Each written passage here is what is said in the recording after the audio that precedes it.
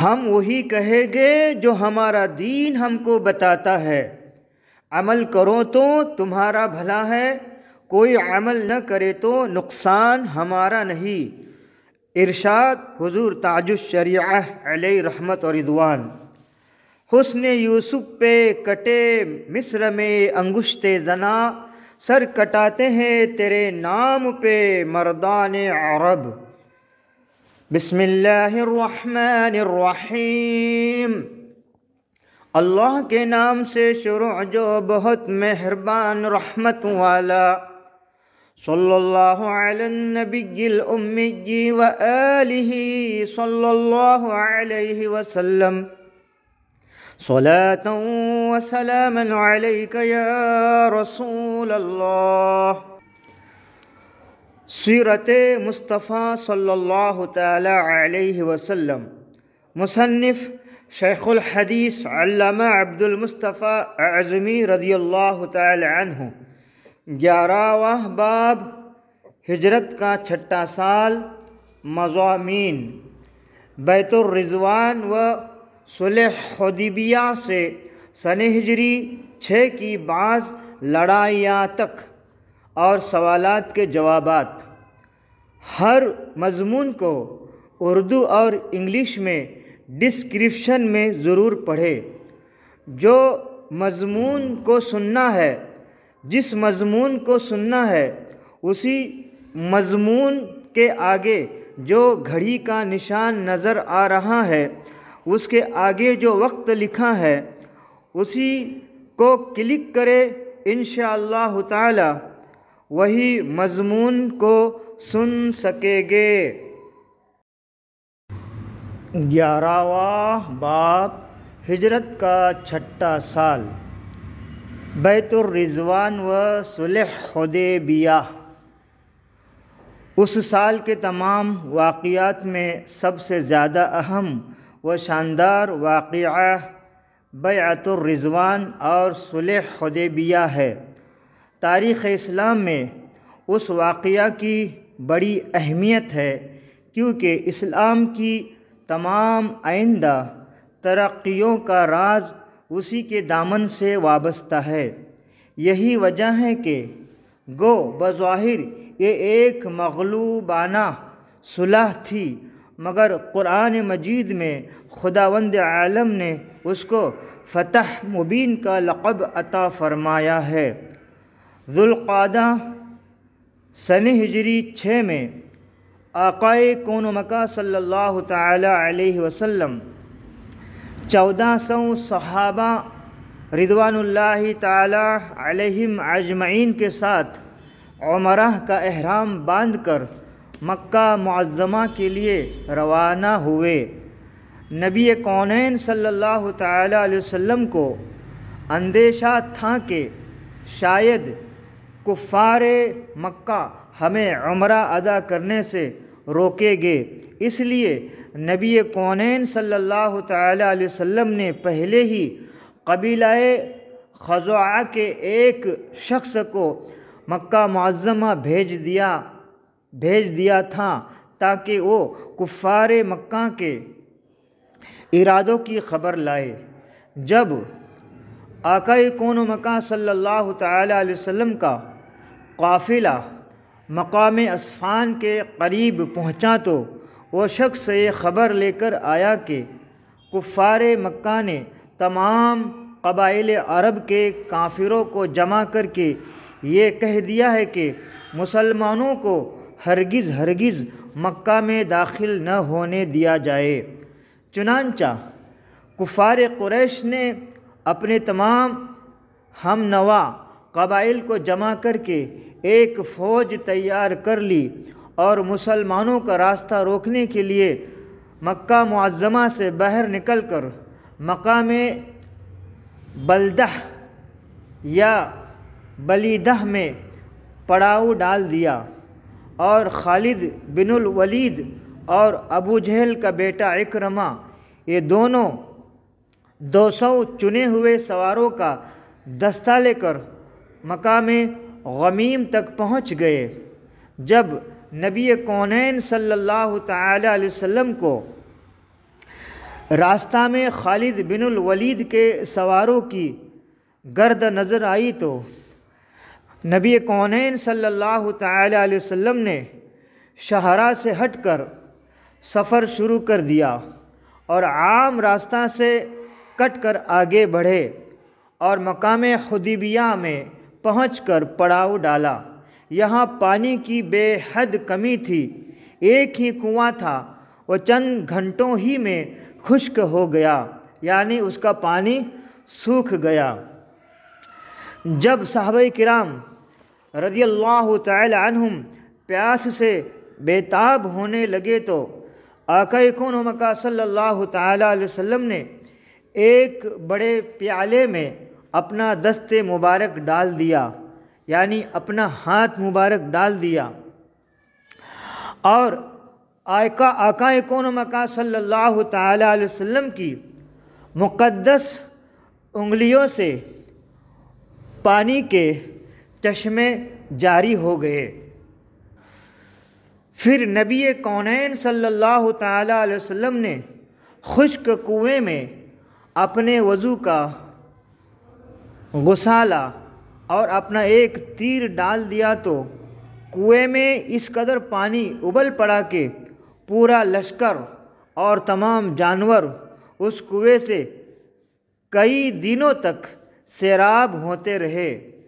حوالہ بخاری، غزوہ حدیبیہ، جلد 2، صفحہ 598، و بخاری جلد 1، صفحہ 378۔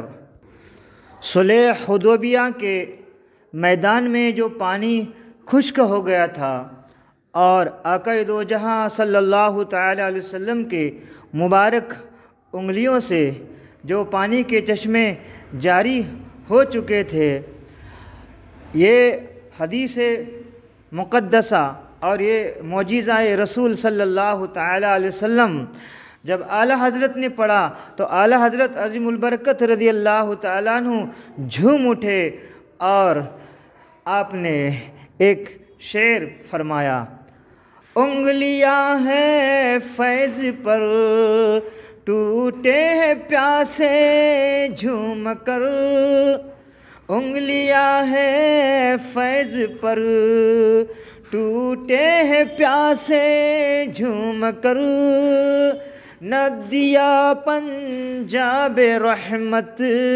کی ہے جاری واہ واہ، ندیا پنجاب رحمت کی ہے جاری واہ واہ۔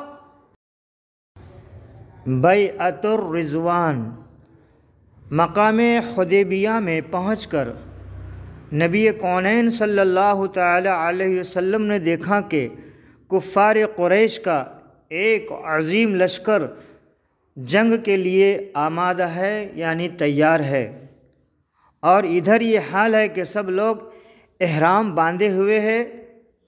اس حالت میں جوئے بھی نہیں مار سکتے، تو آقا کون و مکہ صلی اللہ تعالی علیہ وسلم نے مناسب سمجھا کہ کفار مکہ سے مصالحت کی گفتگو کرنے کے لیے کسی کو مکہ بھیج دیا جائے۔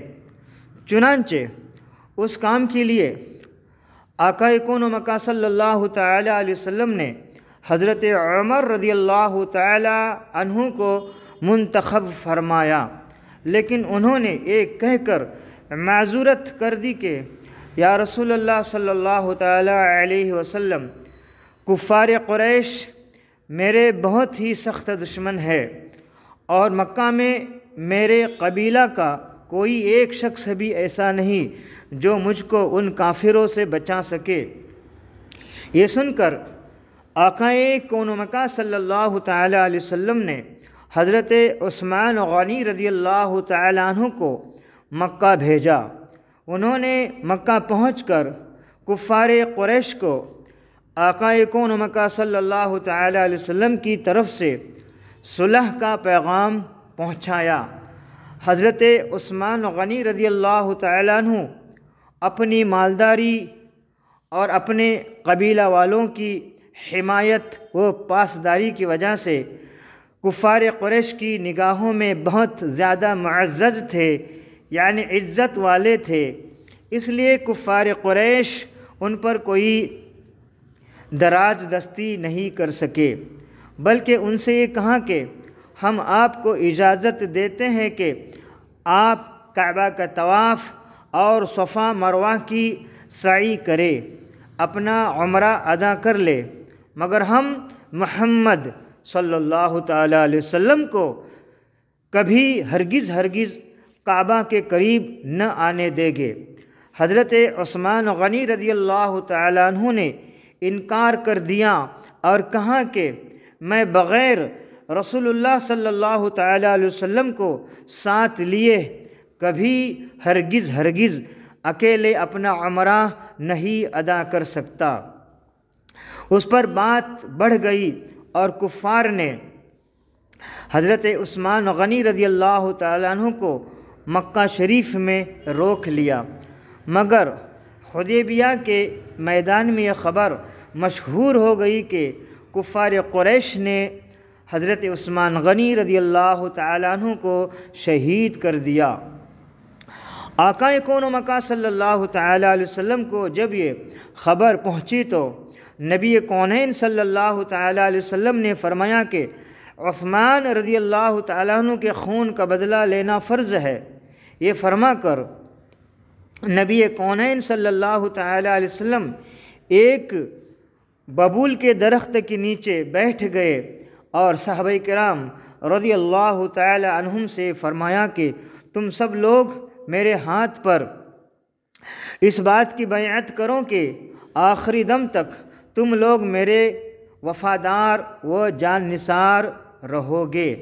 تمام صحابہ کرام رضی اللہ تعالی عنہم نے نہایت ہی ولولہ انگیز جوش و خروش کے ساتھ جان نثاری کا عہد کرتے ہوئے، یعنی وعدہ کرتے ہوئے آقا کون و مکان صلی اللہ تعالی علیہ وسلم کے دست حق پرستہ پر بیعت کر لی۔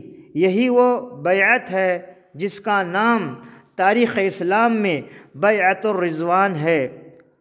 حضرت حق جل مجدہ نے اس بیعت اور اس درخت کا تذکرہ قرآن مجید کی سورہ فتح میں اس طرح فرمایا ہے کہ ان الذین یبایعونک انما یبایعون اللہ ید اللہ فوق ایدیہم، وہ جو تمہاری بیعت کرتے ہیں وہ تو اللہ ہی سے بیعت کرتے ہیں، ان کے ہاتھوں پر اللہ کا ہاتھ ہے۔ پارہ 26واں سورہ فتح آیت نمبر 10، ترجمہ کنز الایمان۔ مصنف رحمۃ اللہ تعالی علیہ کا ترجمہ یہ ہے: یقیناً جو لوگ اے رسول تمہاری بیعت کرتے ہیں وہ تو اللہ ہی سے بیعت کرتے ہیں، ان کے ہاتھوں پر اللہ کا ہاتھ ہے۔ اسی سورہ فتح میں دوسری جگہ ان بیعت کرنے والوں کی فضیلت اور ان کے اجر و ثواب کا قرآن مجید میں اس طرح خطبہ پڑھا کہ لقد رضی اللہ عن المؤمنین اذ یبایعونک تحت الشجرة فعلم ما في قلوبهم فأنزل السكينة عليهم وأثابهم فتحا قريبا۔ بے شک اللہ راضی ہوا ایمان والوں سے جب وہ اس پیڑ کے نیچے تمہاری بیعت کرتے تھے، تو اللہ نے جانا جو ان کے دلوں میں ہے تو ان پر اطمینان اتارا اور انہیں جلد آنے والی فتح کا انعام دیا۔ پارہ 26واں سورہ فتح، آیت نمبر 18، ترجمہ کنز الایمان۔ مصنف رحمۃ اللہ تعالی علیہ کا ترجمہ یہ ہے: بے شک اللہ راضی ہوا ایمان والوں سے جب وہ درخت کے نیچے تمہاری بیعت کرتے تھے تو اللہ نے جانا جو ان کے دلوں میں ہے، پھر ان پر اطمینان اتار دیا اور انہیں جلد آنے والی فتح کا انعام دیا۔ لیکن بیعت رضوان ہو جانے کے بعد پتہ چلا کہ حضرت عثمان غنی رضی اللہ تعالیٰ عنہ کی شہادت کی خبر غلط تھی۔ وہ باعزت طور پر مکہ میں زندہ و سلامت ہے، اور پھر وہ بخیریت و عافیت آقا کون و مکہ صلی اللہ تعالیٰ علیہ وسلم کی خدمت اقدس میں حاضر بھی ہو گئے۔ صلح حدیبیہ کیوں کر ہوئی؟ حدیبیہ میں سب سے پہلا شخص جو آقا کون و مکہ صلی اللہ تعالیٰ علیہ وسلم کی خدمت میں حاضر ہوا وہ بدیل بن ورقہ خزاعی تھا۔ ان کا قبیلہ اگرچہ ابھی تک مسلمان نہیں ہوا تھا، مگر یہ لوگ آقا کون و مکہ صلی اللہ تعالیٰ علیہ وسلم کے حلیف اور انتہائی مخلص و خیر خواہ تھے۔ بدیل بن ورقہ نے آقا کون و مکہ صلی اللہ تعالیٰ علیہ وسلم کو خبر دی کہ کفار قریش نے کثیر تعداد میں فوج جمع کر لی ہے، اور وہ فوج کے ساتھ راشن کے لیے دودھ والی اونٹنیاں بھی ہے۔ یہ لوگ آپ سے جنگ کریں گے اور آپ کو خانہ کعبہ تک نہیں پہنچنے دیں گے۔ نبی کونین صلی اللہ تعالیٰ علیہ وسلم نے فرمایا کہ تم قریش کو میرا یہ پیغام پہنچا دو کہ ہم جنگ کے ارادے سے نہیں آئے ہیں اور نہ ہم جنگ چاہتے ہیں، ہم یہاں صرف عمرہ ادا کرنے کی غرض سے آئے ہیں۔ مسلسل لڑائیوں سے قریش کو بہت کافی جانی و مالی نقصان پہنچ چکا ہے، لہٰذا ان کے حق میں بھی یہی بہتر ہے کہ وہ جنگ نہ کرے، بلکہ مجھ سے ایک مدت معینہ تک کے لیے صلح کا معاہدہ کر لے اور مجھ کو اہل عرب کے ہاتھ میں چھوڑ دے۔ اگر قریش میری بات مان لے تو بہتر ہوگا، اگر انہوں نے مجھ سے جنگ کی تو مجھے اس ذات کی قسم ہے جس کے قبضہ قدرت میں میری جان ہے، میں ان سے اس وقت تک لڑوں گا کہ میری گردن میرے بدن سے الگ ہو جائے۔ بدیل بن ورقہ آقا کون و مکہ صلی اللہ تعالیٰ علیہ وسلم کا ایک پیغام لے کر کفار قریش کے پاس گیا اور کہا کہ میں محمد صلی اللہ تعالیٰ علیہ وسلم کا ایک پیغام لے کر آیا ہوں، اگر تم لوگوں کی مرضی ہو تو میں ان کا پیغام تم لوگوں کو سناؤں۔ کفار قریش کے شرارت پسند لونڈے جن کا جوش ان کے ہوش پر غالب تھا شور مچانے لگے کہ نہیں، ہرگز نہیں، ہمیں ان کا پیغام سننے کی کوئی ضرورت نہیں ہے۔ لیکن کفار قریش کے سنجیدہ اور سمجھدار لوگوں نے پیغام سنانے کی اجازت دے دی، اور بدیل بن ورقہ نے آقا کون و مکہ صلی اللہ تعالیٰ علیہ وسلم کی دعوت صلح کو ان لوگوں کے سامنے پیش کر دیا۔ یہ سن کر قبیلہ قریش کا ایک بہت ہی معمر اور معزز سردار عروہ بن مسعود ثقفی کھڑا ہو گیا اور اس نے کہا کہ اے قریش، کیا میں تمہارا باپ نہیں؟ سب نے کہا کہ کیوں نہیں؟ پھر اس نے کہا کیا تم لوگ میرے بچے نہیں؟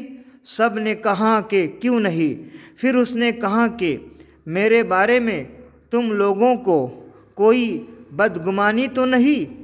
سب نے کہا کہ نہیں، ہرگز نہیں۔ اس کے بعد عروہ بن مسعود نے کہا کہ محمد صلی اللہ تعالیٰ علیہ وسلم نے بہت ہی سمجھداری اور بھلائی کی بات پیش کر دی، لہٰذا تم لوگ مجھے اجازت دو میں ان سے مل کر معاملات طے کروں۔ سب نے اجازت دے دی۔ بہت اچھا، آپ جائیے۔ عروہ بن مسعود وہاں سے چل کر حدیبیہ کے میدان میں پہنچا اور آقا کون و مکان صلی اللہ تعالیٰ علیہ وسلم کو مخاطب کر کے یہ کہا کہ بدیل بن ورقاء کی زبانی آپ کا پیغام ہمیں ملا۔ اے محمد صلی اللہ تعالیٰ علیہ وسلم، مجھے آپ سے ایک کہنا ہے کہ اگر آپ نے لڑ کر قریش کو برباد کر کے دنیا سے نیست و نابود کر دیا تو مجھے بتائیے کہ کیا آپ سے پہلے کبھی کسی عرب نے اپنی ہی قوم کو برباد کیا ہے؟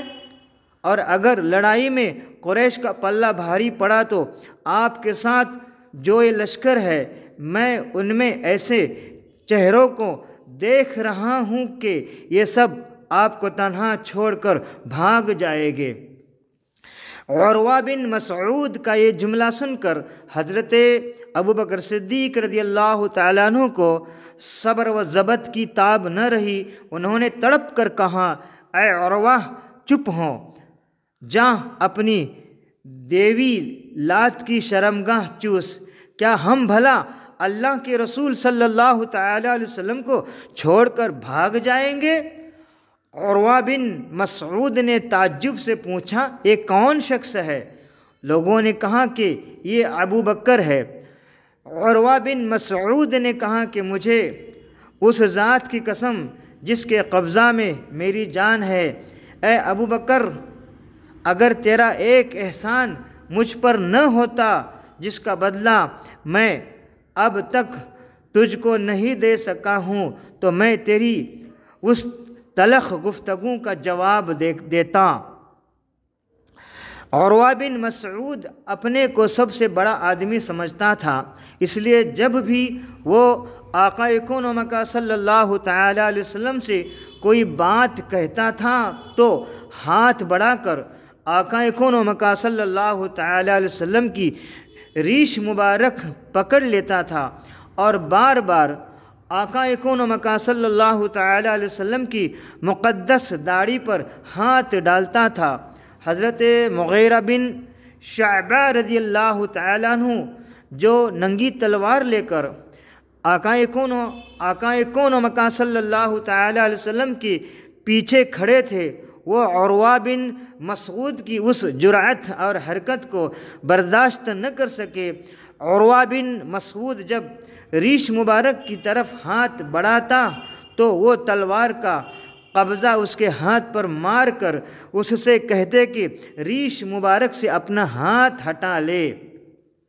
عروہ بن مسعود نے اپنا سر اٹھایا اور پوچھا، یہ کون آدمی ہے؟ لوگوں نے بتایا کہ یہ مغیرہ بن شعبہ ہے۔ تو عروہ بن مسعود نے ڈانٹ کر کہا کہ اے دغاباز، کیا میں تیری عہد شکنی کو سنبھالنے کی کوشش نہیں کر رہا ہوں؟ حضرت مغیرہ بن شعبہ رضی اللہ تعالیٰ عنہ نے چند آدمیوں کو قتل کر دیا تھا جس کا خون بہا عروہ بن مسعود نے اپنے پاس سے ادا کیا تھا، یہ اسی طرف اشارہ تھا۔ اس کے بعد عروہ بن مسعود صحابہ کرام رضی اللہ تعالی عنہم کو دیکھنے لگا اور پوری لشکرگاہ کو دیکھ بھال کر وہاں سے روانہ ہو گیا۔ عروہ بن مسعود نے حدیبیہ کے میدان میں صحابہ کرام رضی اللہ تعالی عنہم کی حیرت انگیز اور تعجب خیز عقیدت و محبت کا جو منظر دیکھا تھا، اس نے اس کے دل پر بڑا اثر ڈالا تھا۔ چنانچہ اس نے قریش کے لشکر میں پہنچ کر اپنا تاثر ان لفظوں میں بیان کیا: اے میری قوم، خدا کی قسم، جب محمد صلی اللہ تعالیٰ علیہ وسلم اپنا کھنکار تھوکتے ہیں تو وہ کسی نہ کسی صحابی کی ہتھیلی میں پڑتا ہے اور وہ فرتے عقیدت سے اس کو اپنے چہرے اور اپنے جسم پر مل لیتے ہیں۔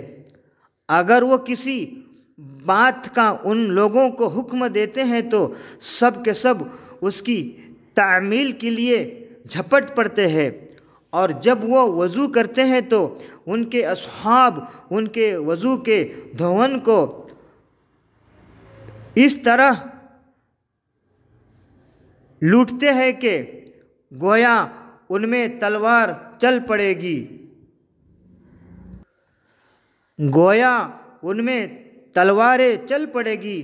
اور جب کوئی گفتگو کرتے ہیں تو تمام اصحاب خاموش ہو جاتے ہیں، اور ان کے ساتھیوں کے دلوں میں ان کی اتنی زبردست عظمت ہے، محبت ہے کہ کوئی شخص ان کی طرف نظر بھر کر دیکھ نہیں سکتا۔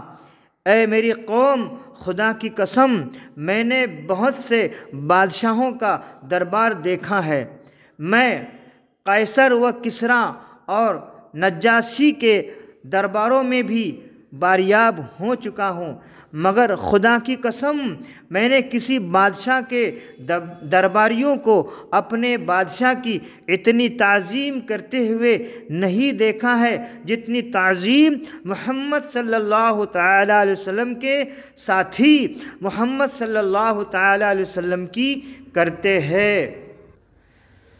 جس کے تلووں کا دھون ہے آب حیات، جس کے تلووں کا دھون ہے آب حیات، ہے وہ جانے مسیحا ہمارا نبی، ہے وہ جانے مسیحا ہمارا نبی صلی اللہ تعالی علیہ وسلم۔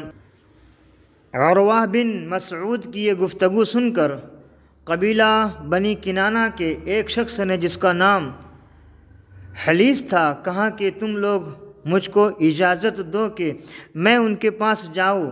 قریش نے کہا کہ ضرور جائیے۔ چنانچہ ایک شخص جب بارگاہ رسالت کے قریب پہنچا تو آقا کون و مکان صلی اللہ تعالیٰ علیہ وسلم نے صحابہ رضی اللہ تعالی عنہم سے فرمایا کہ یہ فلاں شخص ہے اور یہ اس قوم سے تعلق رکھتا ہے جو قربانی کے جانوروں کی تعظیم کرتے ہیں، لہٰذا تم لوگ قربانی کے جانوروں کو اس کے سامنے کھڑا کر دو اور سب لوگ لبیک کا پڑھنا شروع کر دو۔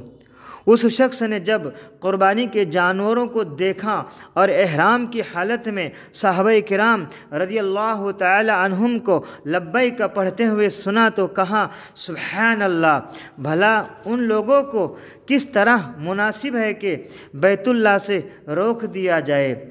وہ فوراً ہی پلٹ کر کفار قریش کے پاس پہنچا اور کہا کہ میں اپنی آنکھوں سے دیکھ کر آ رہا ہوں کہ قربانی کے جانور ان لوگوں کے ساتھ ہیں اور سب احرام کی حالت میں ہیں، لہٰذا میں کبھی بھی یہ رائے نہیں دے سکتا کہ ان لوگوں کو خانہ کعبہ سے روک دیا جائے۔ اس کے بعد ایک شخص کفار قریش کے لشکر میں سے کھڑا ہو گیا جس کا نام مکرز بن حفص تھا۔ اس نے کہا کہ مجھ کو تم لوگ وہاں جانے دو۔ قریش نے کہا تم بھی جاؤ۔ چنانچہ یہ چلا۔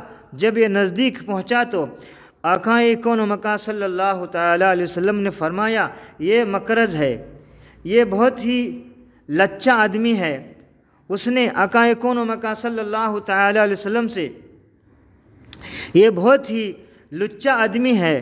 اس نے آقا کون و مکان صلی اللہ تعالیٰ علیہ وسلم سے گفتگو شروع کی۔ ابھی اس کی بات پوری بھی نہ ہوئی تھی کہ ناگہاں سہیل بن عمرو آ گیا۔ اس کو دیکھ کر آقا کون مکہ صلی اللہ تعالی علیہ وسلم نے نیک فالی کے طور پر یہ فرمایا کہ سہیل آ گیا، لو اب تمہارا معاملہ سہل ہو گیا۔ چنانچہ سہیل نے آتے ہی کہا کہ آئیے ہم اور آپ اپنے اور آپ کے درمیان معاہدہ کی ایک دستاویز لکھ لے۔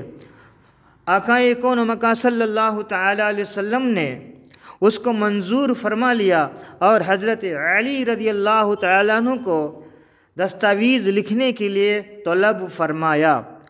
سہیل بن عمرو اور آقا کون مکہ صلی اللہ تعالی علیہ وسلم کے درمیان دیر تک صلح کے شرائط پر گفتگو ہوتی رہی۔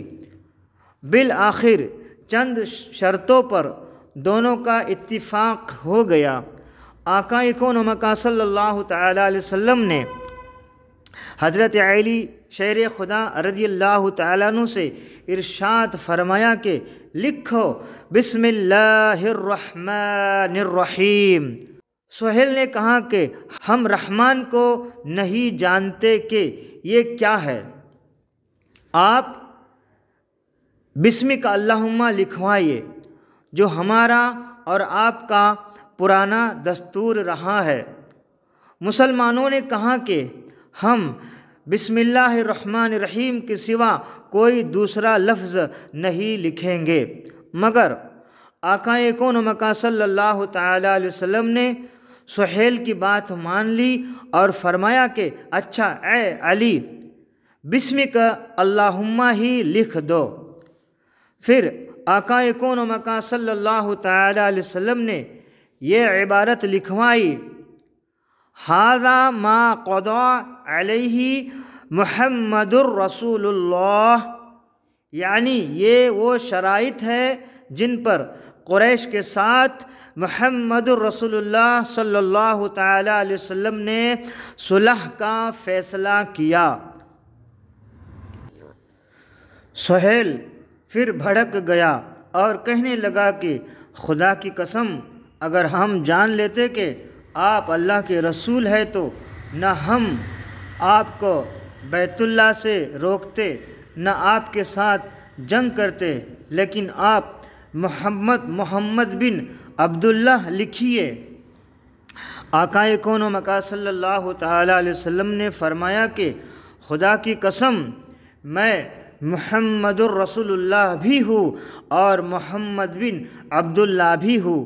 یہ اور بات ہے کہ تم لوگ میری رسالت کو جھٹلاتے ہوں۔ یہ کہہ کر آقا کون مکہ صلی اللہ تعالی علیہ وسلم نے حضرت علی شیر خدا رضی اللہ تعالیٰ عنہ سے فرمایا کہ محمد الرسول اللہ کو ہٹا دو اور اس جگہ محمد بن عبداللہ لکھ دو۔ حضرت علی شیر خدا رضی اللہ تعالیٰ عنہ سے زیادہ کون مسلمان آقا کون مکہ صلی اللہ تعالی علیہ وسلم کا فرما بردار ہو سکتا ہے، لیکن محبت کے عالم میں کبھی کبھی ایسا مقام بھی آ جاتا ہے کہ سچے محب کو بھی اپنے محبوب کی فرما برداری سے محبت ہی کے جذبہ میں انکار کرنا پڑتا ہے۔ حضرت علی رضی اللہ تعالی عنہ نے عرض کیا کہ یا رسول اللہ صلی اللہ تعالی علیہ وسلم، میں آپ کے نام کو تو کبھی ہرگز نہیں مٹاؤں گا۔ آقا کون مکہ صلی اللہ تعالی علیہ وسلم نے فرمایا کہ اچھا مجھے دکھاؤ میرا نام کہاں ہے۔ حضرت علی رضی اللہ تعالی عنہ نے اس جگہ پر انگلی رکھ دی۔ آقا کون مکہ صلی اللہ تعالی علیہ وسلم نے وہاں سے رسول اللہ کا لفظ مٹا دیا۔ بہرحال صلح کی تحریر مکمل ہو گئی۔ اس دستاویز میں یہ طے کر دیا گیا کہ فریقین کے درمیان 10 سال تک لڑائی بالکل موقوف رہے گی، یعنی 10 سال تک لڑائی نہیں ہوگی۔ یہ صلح نامہ کی باقی دفعات اور شرطیں یہ تھی کہ نمبر 1، مسلمان اس سال بغیر عمرہ ادا کیے واپس چلے جائے۔ نمبر 2، آئندہ سال عمرہ کے لیے آئے اور صرف 3 دن مکہ میں ٹھہر کر واپس چلے جائے۔ نمبر 3، تلوار کے سوا کوئی دوسرا ہتھیار لے کر نہ آئے، تلوار بھی نیام کے اندر رکھ کر تھیلے وغیرہ میں بند ہو۔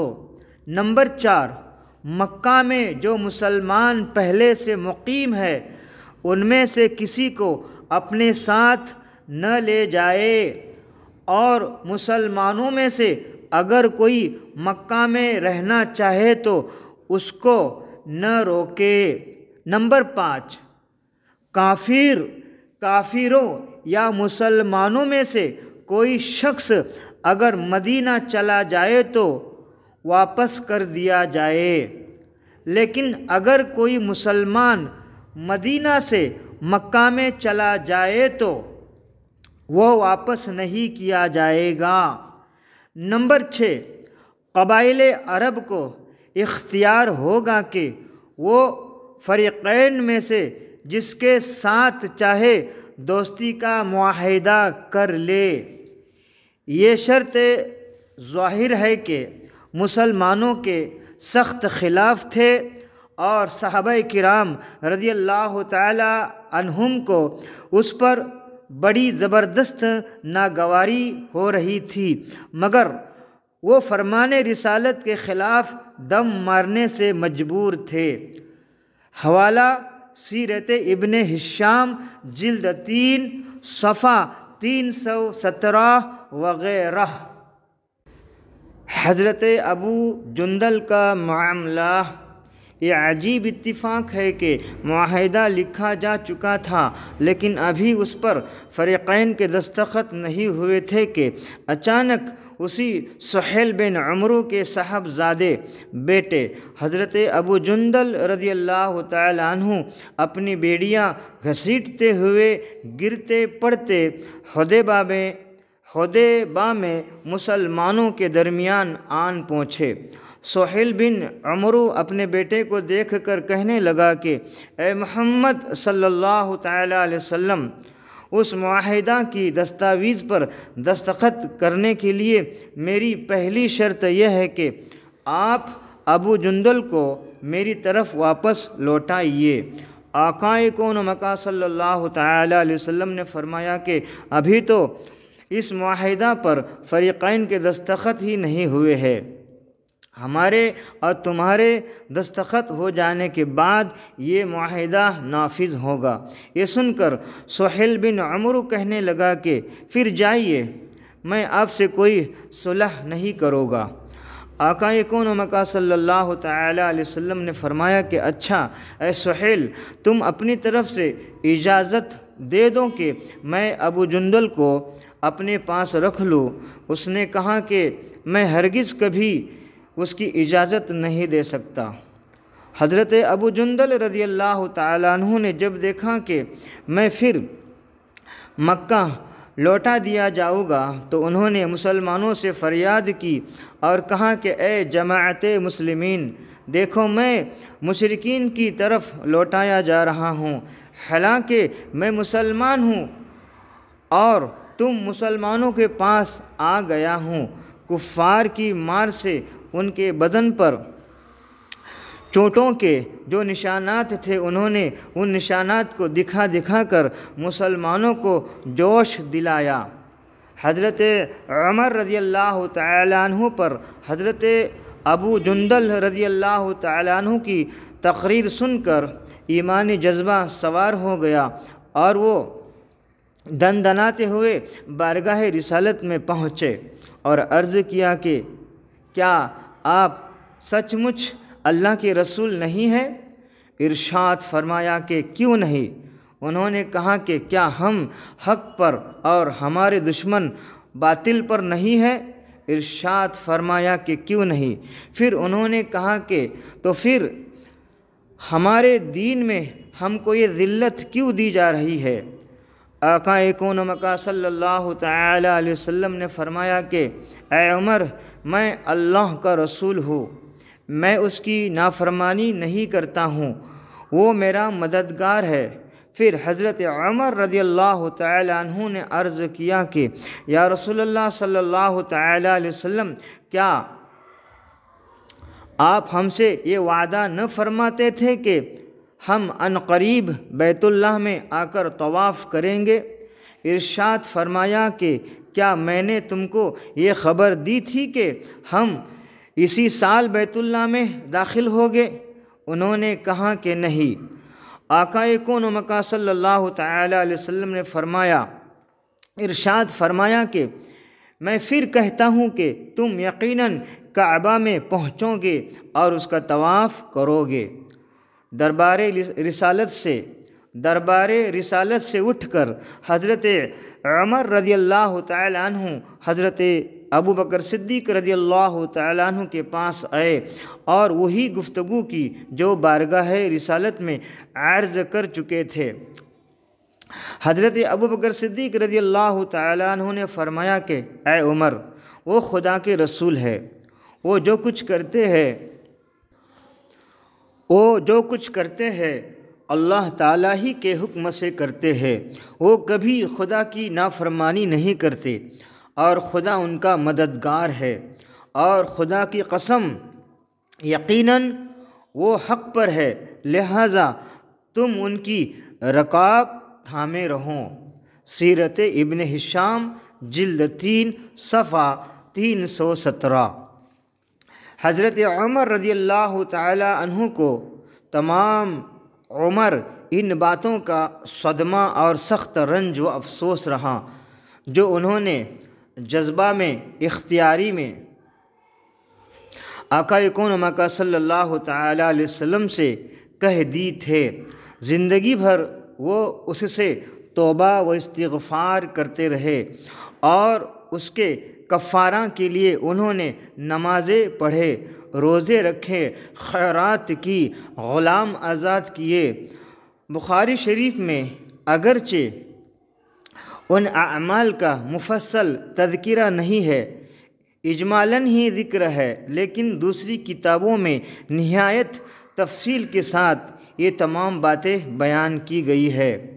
بہرحال یہ بڑے سخت امتحان اور آزمائش کا وقت تھا۔ ایک طرف حضرت ابو جندل رضی اللہ تعالیٰ عنہ گڑ گڑا کر مسلمانوں سے فریاد کر رہے ہیں، اور ہر مسلمان اس قدر جوش میں بھرا ہوا ہے کہ اگر رسول اللہ صلی اللہ تعالی علیہ وسلم کا ادب معنی نہ ہوتا تو مسلمانوں کی تلواریں نیام سے باہر نکل پڑتے۔ دوسری طرف معاہدہ پر دستخط ہو چکے ہیں اور اپنے عہد کو پورا کرنے کی ذمہ داری سر پر آن پڑی ہے۔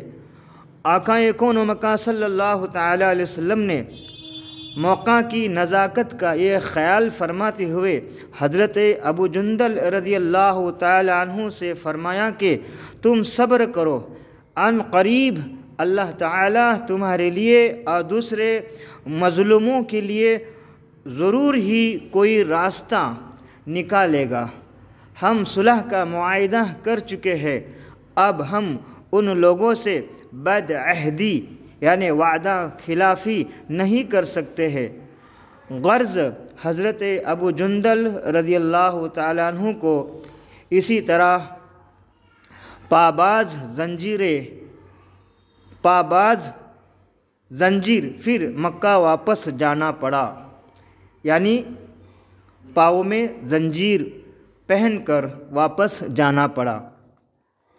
جب صلح نامہ مکمل ہو گیا تو آقا کون مکہ صلی اللہ تعالی علیہ وسلم نے صحابہ کرام رضی اللہ تعالی عنہم کو حکم دیا کہ اٹھو اور قربانی کرو اور سر منڈا کر احرام کھول دو۔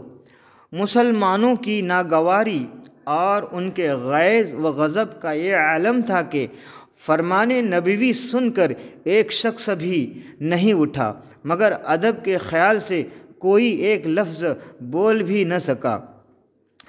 آقا کون و مکہ صلی اللہ تعالی علیہ وسلم نے حضرت ام المؤمنین بی بی ام سلمہ رضی اللہ تعالی عنہ سے اس کا تذکرہ فرمایا تو انہوں نے عرض کیا کہ میری رائے یہ ہے کہ آپ کسی سے کچھ بھی نہ کہیے اور خود آپ اپنی قربانی کر لے اور بال ترشوا لے۔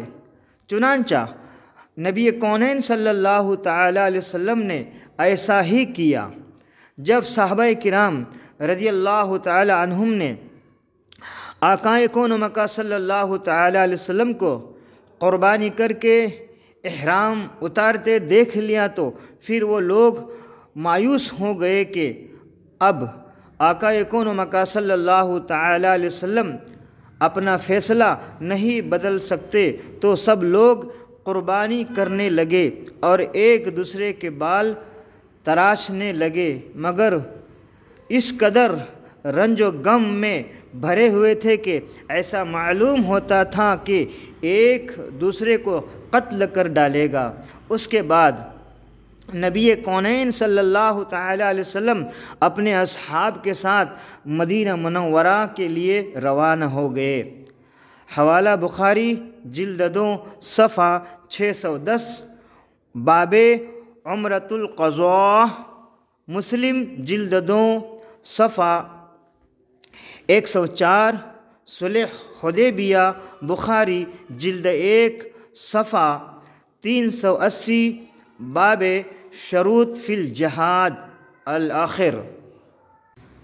فتح مبین، اس صلح کو تمام صحابہ رضی اللہ تعالی عنہم نے ایک مغلوبانہ صلح اور ذلت امیز معاہدہ سمجھا، اور حضرت عمر رضی اللہ تعالی عنہ کو اس سے جو رنج و صدمہ گزرا وہ آپ پڑھ چکے، مگر اس کے بعد یہ آیت نازل ہوئی کہ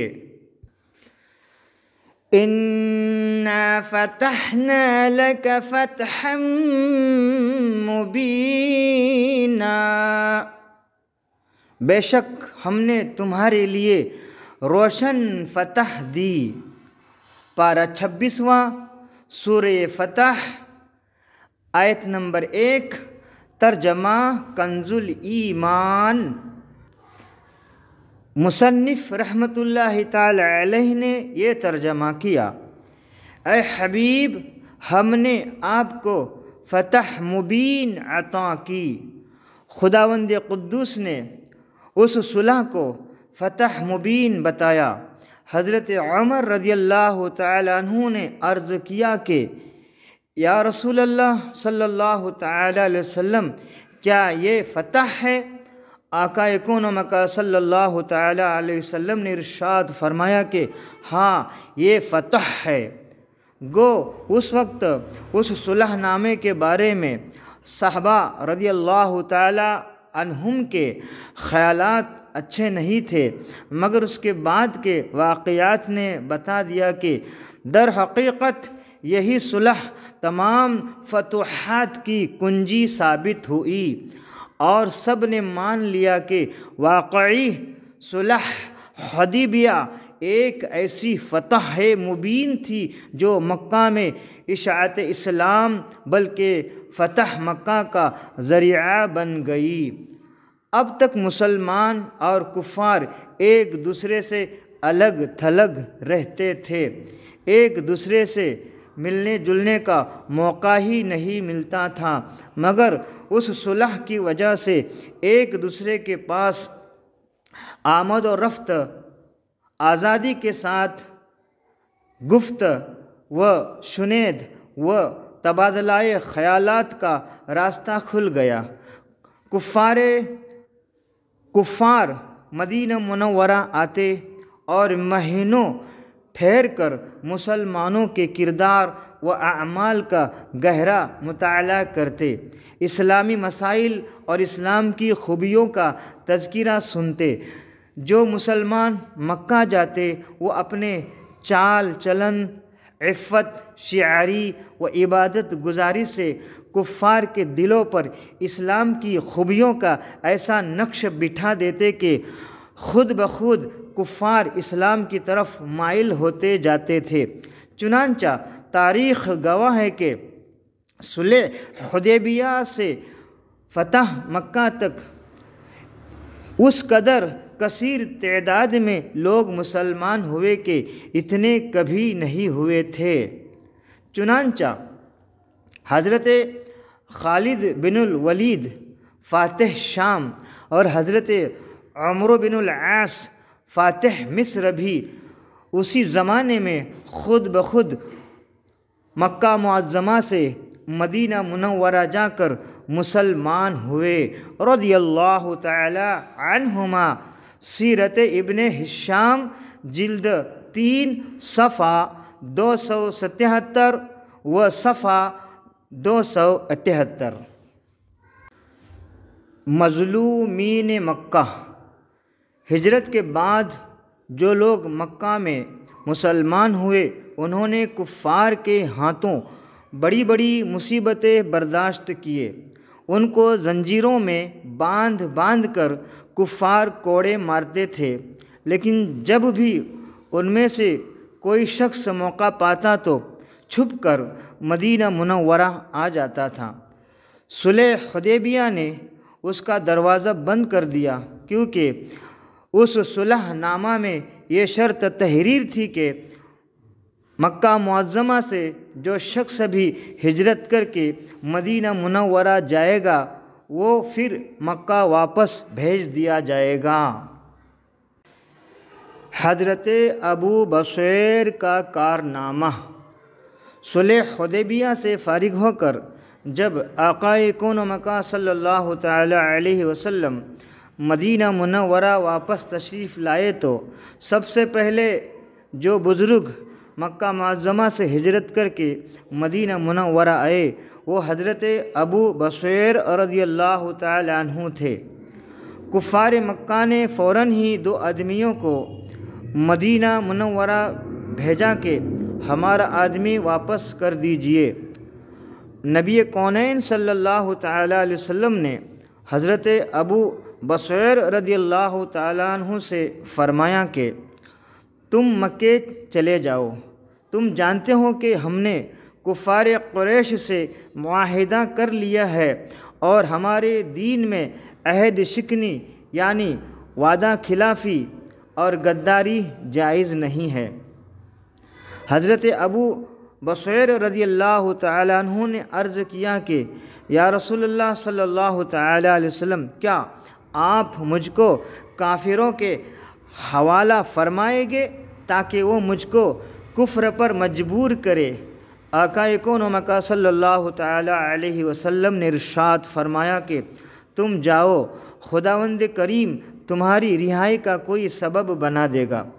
آخر مجبور ہو کر حضرت ابو بصیر رضی اللہ تعالیٰ عنہ دونوں کافروں کی حراست میں مکہ واپس ہو گئے، لیکن جب مکہ میں ذوالحلیفہ میں پہنچے تو سب کھانے کے لیے بیٹھے اور باتیں کرنے لگے۔ حضرت ابو بصیر رضی اللہ تعالیٰ عنہ نے ایک کافر سے کہا کہ اجی تمہاری تلوار بہت اچھی معلوم ہوتی ہے۔ اس نے خوش ہو کر نیام سے تلوار نکال کر دکھائی اور کہا کہ بہت ہی عمدہ تلوار ہے اور میں نے 12 لڑائیوں میں اس کا تجربہ کیا ہے۔ حضرت ابو بصیر رضی اللہ تعالیٰ عنہ نے کہا کہ ذرا میرے ہاتھ میں تو دو، میں بھی دیکھوں کہ کیسی تلوار ہے۔ اس نے ان کے ہاتھ میں تلوار دے دی۔ انہوں نے تلوار ہاتھ میں لے کر اس زور سے تلوار ماری کہ کافر کی گردن کٹ گئی اور اس کا سر دور جا کر گرا۔ اس کے ساتھی نے جو یہ منظر دیکھا تو وہ سر پر پیر رکھ کر بھاگا اور سرپٹ دوڑتا ہوا مدینہ منورہ پہنچا۔ اور مسجد نبوی میں گھس گیا۔ آقا کون و مکان صلی اللہ تعالی علیہ وسلم نے اس کو دیکھتے ہی فرمایا کہ یہ شخص خوف زدہ معلوم ہوتا ہے۔ اس نے ہانپتے کانپتے ہوئے بارگاہ نبوت میں عرض کیا کہ میرے ساتھی کو ابو بصیر نے قتل کر دیا اور میں بھی ضرور مارا جاؤں گا۔ اتنے میں حضرت ابو بصیر رضی اللہ تعالیٰ عنہ بھی ننگی تلوار ہاتھ میں لیے ہوئے آن پہنچے اور عرض کیا کہ یا رسول اللہ صلی اللہ تعالیٰ علیہ وسلم، اللہ تعالیٰ نے آپ کی ذمہ داری پوری کر دی، کیونکہ صلح نامہ کی شرط کے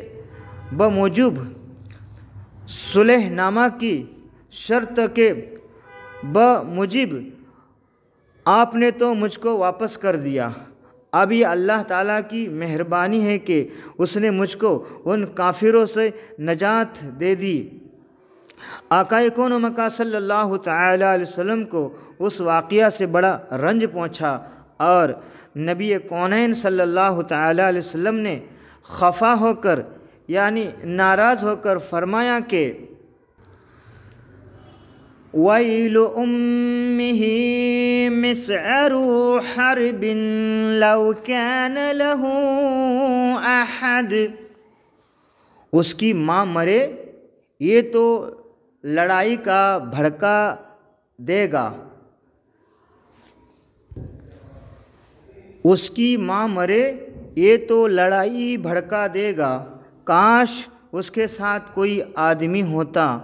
حضرت ابو بصیر رضی اللہ تعالیٰ عنہ اس جملہ سے سمجھ گئے کہ میں پھر کافروں کی طرف لوٹا دیا جاؤں گا، اس لیے وہ وہاں سے چپکے سے کھسک گئے اور ساحل سمندر کے قریب مقام عیس میں جا کر ٹھہرے۔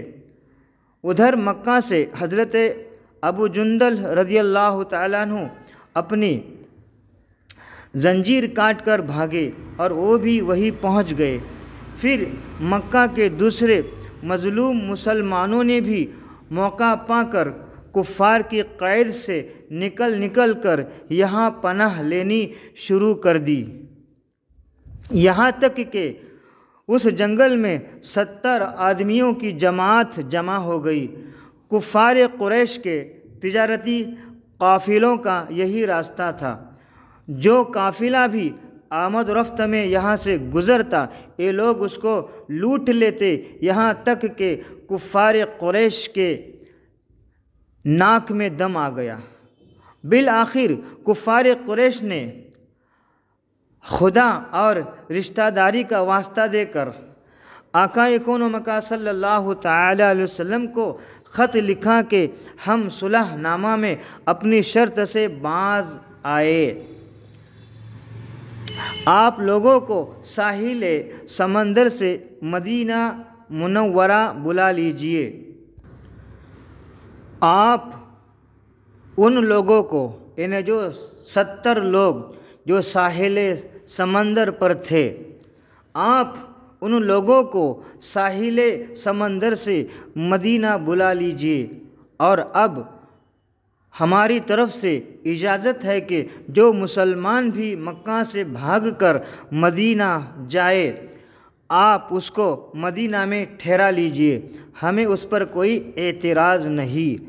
حوالہ بخاری شریف، باب شروط فی الجہاد، جلد 1 صفحہ 380۔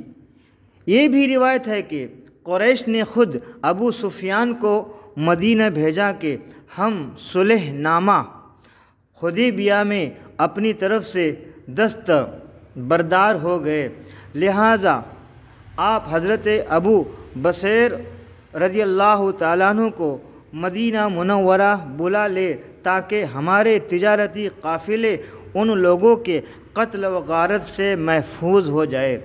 چنانچہ آقا کون و مکان صلی اللہ تعالیٰ علیہ وسلم نے حضرت ابو بصیر رضی اللہ تعالیٰ عنہ کے پاس خط بھیجا کہ تم اپنے ساتھیوں سمیت مقام عیس یا عمیس سے مدینہ چلے آؤ، مگر افسوس کہ فرمان رسالت صلی اللہ تعالی علیہ وسلم ان کے پاس ایسے وقت پہنچا جب وہ نزع کی حالت میں تھے۔ مقدس خط کو انہوں نے اپنے ہاتھ میں لے کر سر اور آنکھوں پر رکھا اور ان کی روحیں پرواز کر گئی۔ حضرت ابو جندل رضی اللہ تعالیٰ عنہ نے اپنے ساتھیوں کے ساتھ مل جل کر ان کی تجہیز و تکفین کا انتظام کیا اور دفن کے بعد ان کی قبر شریف کے پاس یادگار کے لیے ایک مسجد بنا دی۔ پھر وہ فرمان رسول صلی اللہ تعالی علیہ وسلم کے بموجب یہ سب لوگ وہاں سے آ کر مدینہ منورہ میں آباد ہو گئے۔ حوالہ مدارج النبوہ جلد 2 صفحہ 218۔ یہاں ایک بہت اہم اور وزنی بات کو یاد رکھنا ہم سب بریلوی سنی مسلک اعلیٰ حضرت والوں کے لیے بہت ضروری ہے کہ حضرت ابو بصیر رضی اللہ تعالیٰ عنہ کا ساحل سمندر کے کنارے انتقال ہو گیا، وصال ہو گیا، تو ان کی دفن کی جگہ پر، تدفین کی جگہ پر حضرت ابو جندل رضی اللہ تعالی عنہ نے اور دیگر صحابہ کرام نے ان کی یاد کو تازہ رکھنے کے لیے، ان کی یادگار کے لیے ایک مسجد بنا دی۔ پھر یہ تو صحابہ کرام رضی اللہ تعالی عنہم کی سنت ہے کہ قبروں پر یادگاریں بنانا، یہ ان کی سنت ہے۔ تو آج ہم بریلوی سنی اصلی اہل سنت و جماعت جو مسلک اعلیٰ حضرت کے وابستگان ہیں، وہ اگر اللہ والوں کے دفن کی جگہ پر یادگاریں قائم کرتے ہیں، یہ تو صحابہ کرام رضی اللہ تعالی عنہم کی سنت پر عمل کرتے ہیں۔ تو آج ہم بھی اولیاء اللہ کی دفن کی جگہ پر یادگاروں کو قائم کر کے صحابہ کرام رضوان اللہ تعالی علیہم اجمعین کی سنت پر عمل کرتے ہیں۔ اور یہ صرف حصہ سچے پکے مسلمان یعنی شریعت کے مطابق رہنے والے ہی کرے، جو پکے سچے مسلک اعلیٰ حضرت پر سختی سے قائم، ڈھول بجانے والے، تاشا بجانے والے، عورتوں کو مزاروں پر بے پردہ لے کر جانے والے، یہ لمبے لمبے بناوٹی بابا بال رکھنے والے اور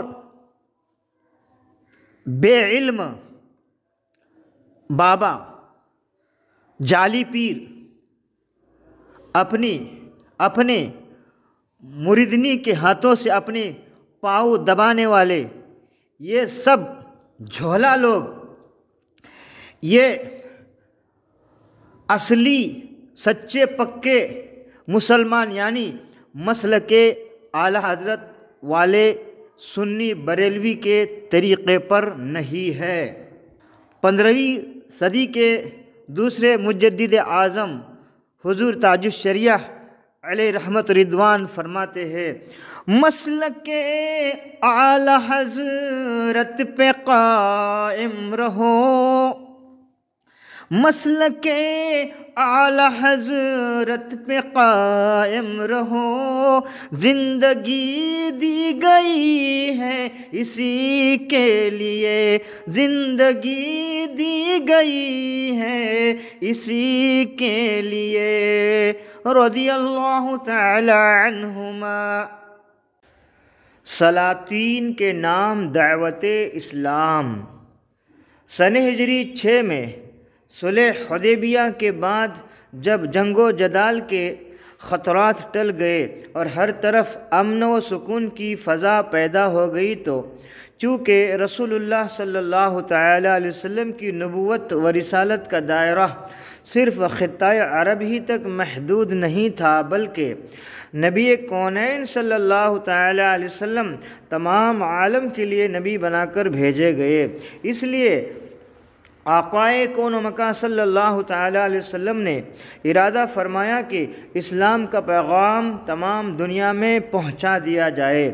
چنانچہ نبی کونین صلی اللہ تعالیٰ علیہ وسلم نے روم کے بادشاہ قیصر، فارس کے بادشاہ کسریٰ، حبشہ کے بادشاہ نجاشی، مصر کے بادشاہ عزیز اور دوسرے سلاطین عرب و عجم کے نام دعوت اسلام کے خطوط روانہ فرمائے۔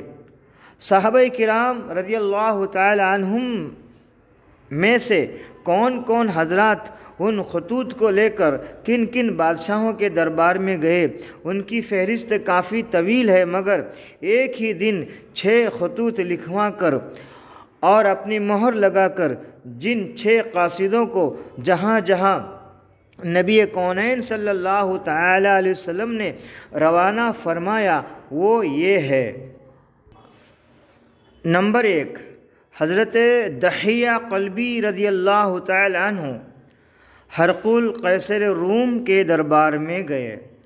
نمبر 2، حضرت عبداللہ بن حذافہ رضی اللہ تعالی عنہ خسرو پرویز شاہ ایران کے دربار میں گئے۔ نمبر 3، حضرت حاطب رضی اللہ تعالی عنہ مقوقس عزیز مصر کے دربار میں گئے۔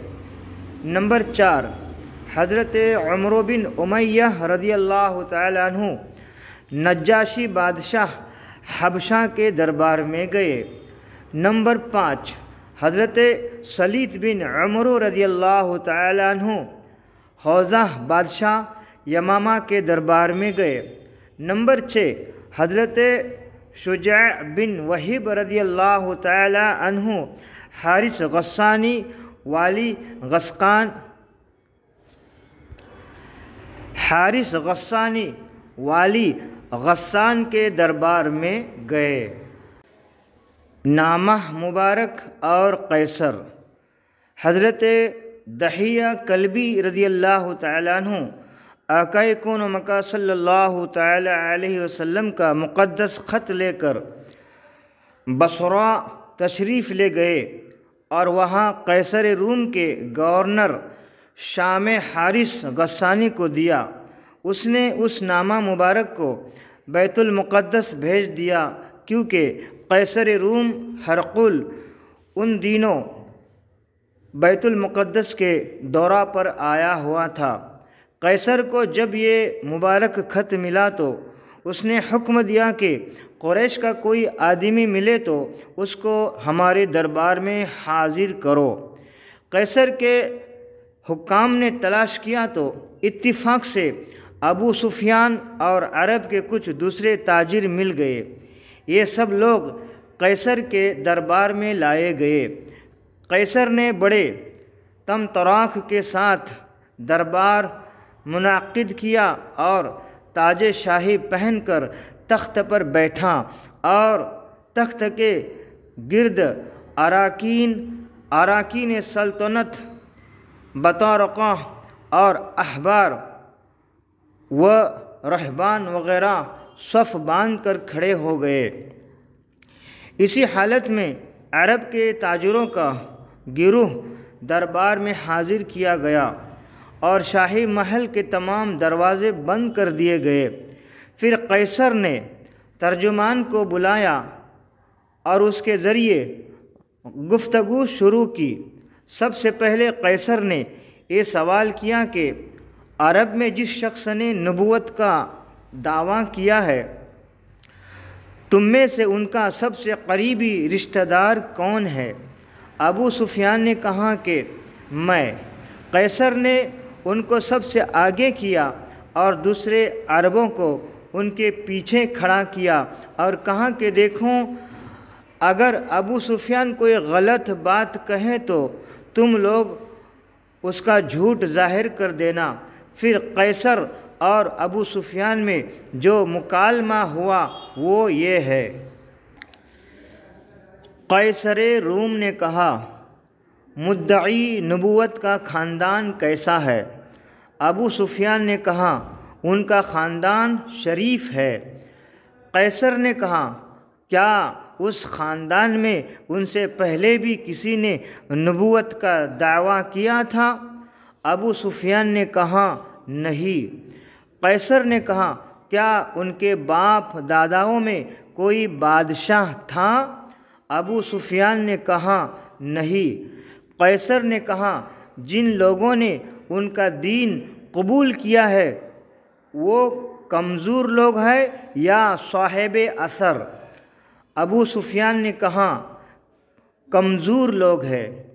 قیصر نے کہا، ان کے متبعین یعنی اتباع کرنے والے، پیروی کرنے والے، ماننے والے بڑھ رہے ہیں یا گھٹتے جا رہے ہیں؟ ابو سفیان نے کہا، بڑھتے جا رہے ہیں۔ قیصر نے کہا، کیا کوئی ان کے دین میں داخل ہو کر پھر اس کو ناپسند کر کے پلٹ بھی جاتا ہے؟ ابو سفیان نے کہا، نہیں۔ قیصر نے کہا، کیا نبوت کا دعویٰ کرنے سے پہلے تم لوگ انہیں جھوٹا سمجھتے تھے؟ ابو سفیان نے کہا، نہیں۔ قیصر نے کہا، کیا وہ کبھی عہد شکنی اور وعدہ خلافی بھی کرتے ہیں؟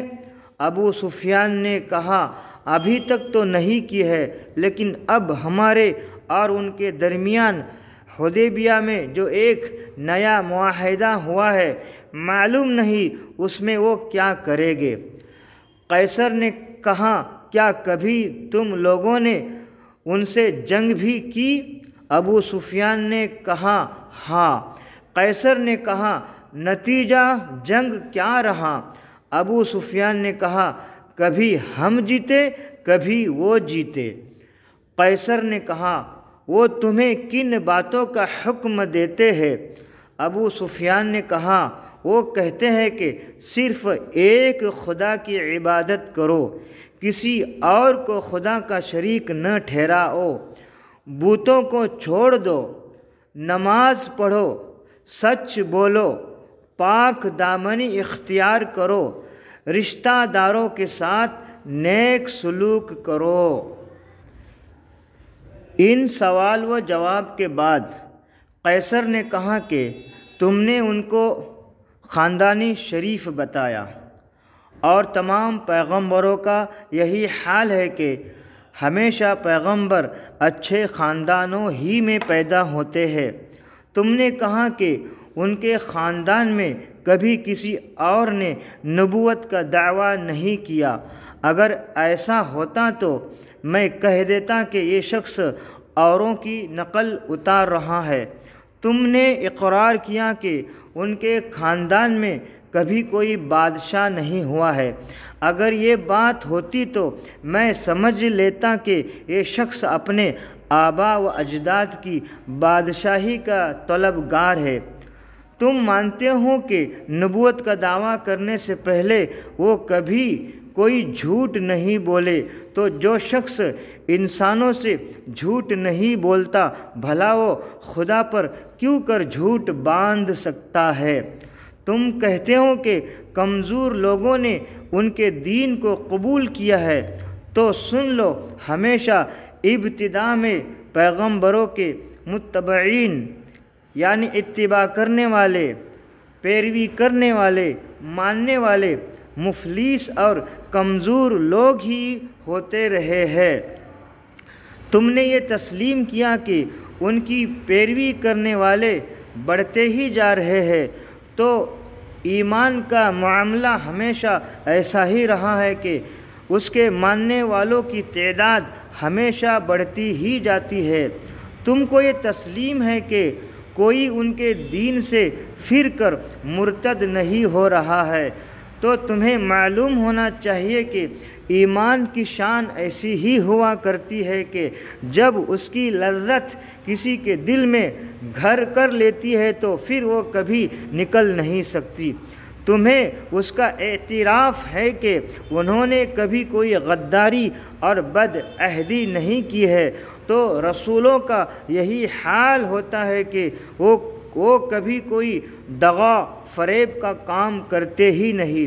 تم نے ہمیں بتایا کہ وہ خدائے واحد کی عبادت، شرک سے پرہیز، بت پرستی سے ممانعت، پاک دامنی، صلہ رحمی کا حکم دیتے ہیں، تو سن لو کہ تم نے جو کچھ کہا ہے اگر یہ صحیح ہے تو وہ عنقریب اس جگہ کے مالک ہو جائے گے جہاں اس وقت میرے قدم ہے، اور میں جانتا ہوں کہ ایک رسول کا ظہور ہونے والا ہے، مگر میرا یہ گمان نہیں تھا کہ وہ رسول تم عربوں میں سے ہوگا۔ اگر میں یہ جان لیتا کہ میں ان کی بارگاہ میں پہنچ سکوں گا تو میں تکلیف اٹھا کر وہاں تک پہنچتا، اور اگر میں ان کے پاس ہوتا تو میں ان کا پاؤں دھوتا۔ قیصر نے اپنی اس تقریر کے بعد حکم دیا کہ رسول اللہ صلی اللہ تعالی علیہ وسلم کا خط پڑھ کر سنایا جائے۔ نامہ مبارک کی عبارت یہ تھی: بسم اللہ الرحمن الرحیم، من محمد عبد اللہ ورسولہ الی ہرقل عظیم الرومی، سلام علی من اتبع الہدی اما بعد، فإنی ادعوک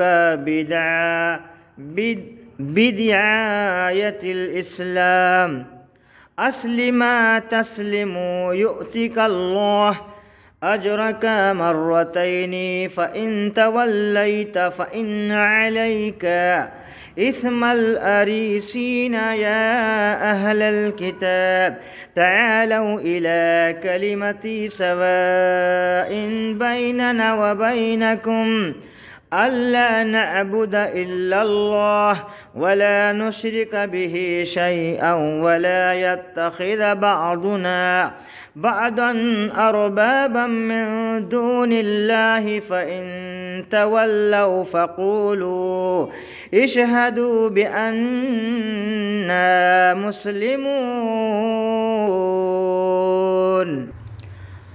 اللہ کے نام سے شروع جو بڑا مہربان اور نہایت رحم فرمانے والا ہے۔ اللہ کے بندے اور رسول محمد صلی اللہ تعالی علیہ وسلم کی طرف سے یہ خط ہرقل کے نام ہے جو روم کا بادشاہ ہے۔ اس شخص پر سلامتی ہو جو ہدایت کا پیرو ہے۔ اس کے بعد میں تجھ کو اسلام کی دعوت دیتا ہوں، تو مسلمان ہو جا تو سلامت رہے گا، خدا تجھ کو دوگنا ثواب دے گا، اور اگر تو نے روگردانی کی تو تیری تمام رعایا کا گناہ تجھ پر ہوگا۔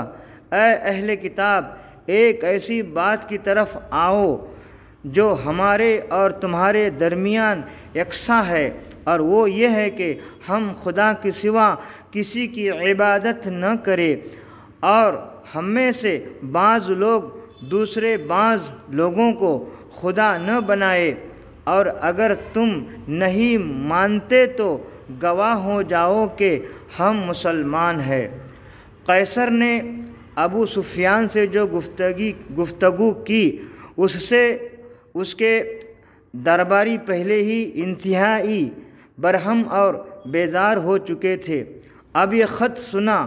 پھر جب قیصر نے ان لوگوں سے یہ کہا کہ اے جماعت روم، اگر تم اپنی فلاح اور اپنی بادشاہی کی بقا چاہتے ہو تو اس نبی کی بیعت کر لو، تو درباریوں میں اس قدر ناراضگی اور بیزاری پھیل گئی کہ وہ لوگ جنگلی گدھوں کی طرح بدک بدک کر دربار سے دروازوں کی طرف بھاگنے لگے، مگر چونکہ تمام دروازے بند تھے اس لیے وہ لوگ باہر نہ نکل سکے۔ جب قیصر نے اپنے درباریوں کی نفرت کا یہ منظر دیکھا تو ان لوگوں کے ایمان لانے سے مایوس ہو گیا اور اس نے کہا کہ ان درباریوں کو بلاؤ۔ جب سب آ گئے تو قیصر نے کہا کہ ابھی میں نے تمہارے سامنے جو کچھ کہا اس سے میرا مقصد تمہارے دین کی پختگی کا امتحان لینا تھا، تو میں نے دیکھ لیا کہ تم لوگ اپنے دین میں بہت پکے ہوں۔ یہ سن کر تمام درباری قیصر کے سامنے سجدہ میں گر پڑے اور ابو سفیان وغیرہ دربار سے نکال دیے گئے اور دربار برخاست ہو گیا۔ چلتے وقت ابو سفیان نے اپنے ساتھیوں سے کہا کہ اب یقیناً ابو کبشہ کے بیٹے محمد صلی اللہ تعالی علیہ وسلم کا معاملہ بہت بڑھ گیا، دیکھ لو رومیوں کا بادشاہ ان سے ڈر رہا ہے۔ حوالہ بخاری باب کیف کان بدأ الوحی جلد 2 صفحہ 4 تا 5 و مسلم جلد 2 صفحہ 97 تا 99، مدارج النبوہ جلد 2 صفحہ 101 صفحہ 221 وغیرہ۔ صفحہ 221 یہ صحیح ہے۔ قیصر چونکہ تورات و انجیل کا ماہر اور علم نجوم سے واقف تھا، اس لیے وہ نبی آخر الزماں صلی اللہ تعالی علیہ وسلم کے ظہور سے باخبر تھا، اور ابو سفیان کی زبان سے حالات سن کر اس کے دل میں ہدایت کا چراغ روشن ہو گیا تھا، مگر سلطنت کے حرص و ہوس کی آندھیوں نے اس چراغ ہدایت کو بجھا دیا اور وہ اسلام کی دولت سے محروم رہ گیا۔ خسرو پرویز کی بد دماغی۔ تقریباً اسی مضمون کے خطوط دوسرے بادشاہوں کے پاس بھی آقا کون مکہ صلی اللہ تعالی علیہ وسلم نے روانہ فرمائے۔ شاہ ایران خسرو پرویز کے دربار میں جب نامہ مبارک پہنچا تو صرف اتنی سی بات پر اس کے غرور اور گھمنڈ کا پارا اتنا چڑھ گیا کہ اس نے کہا کہ اس خط میں محمد صلی اللہ تعالی علیہ وسلم نے میرے نام سے پہلے اپنا نام کیوں لکھا؟ کہہ کر اس نے فرمان رسالت صلی اللہ تعالی علیہ وسلم کو پھاڑ ڈالا اور پرزے کر کے خط کو زمین پر پھینک دیا۔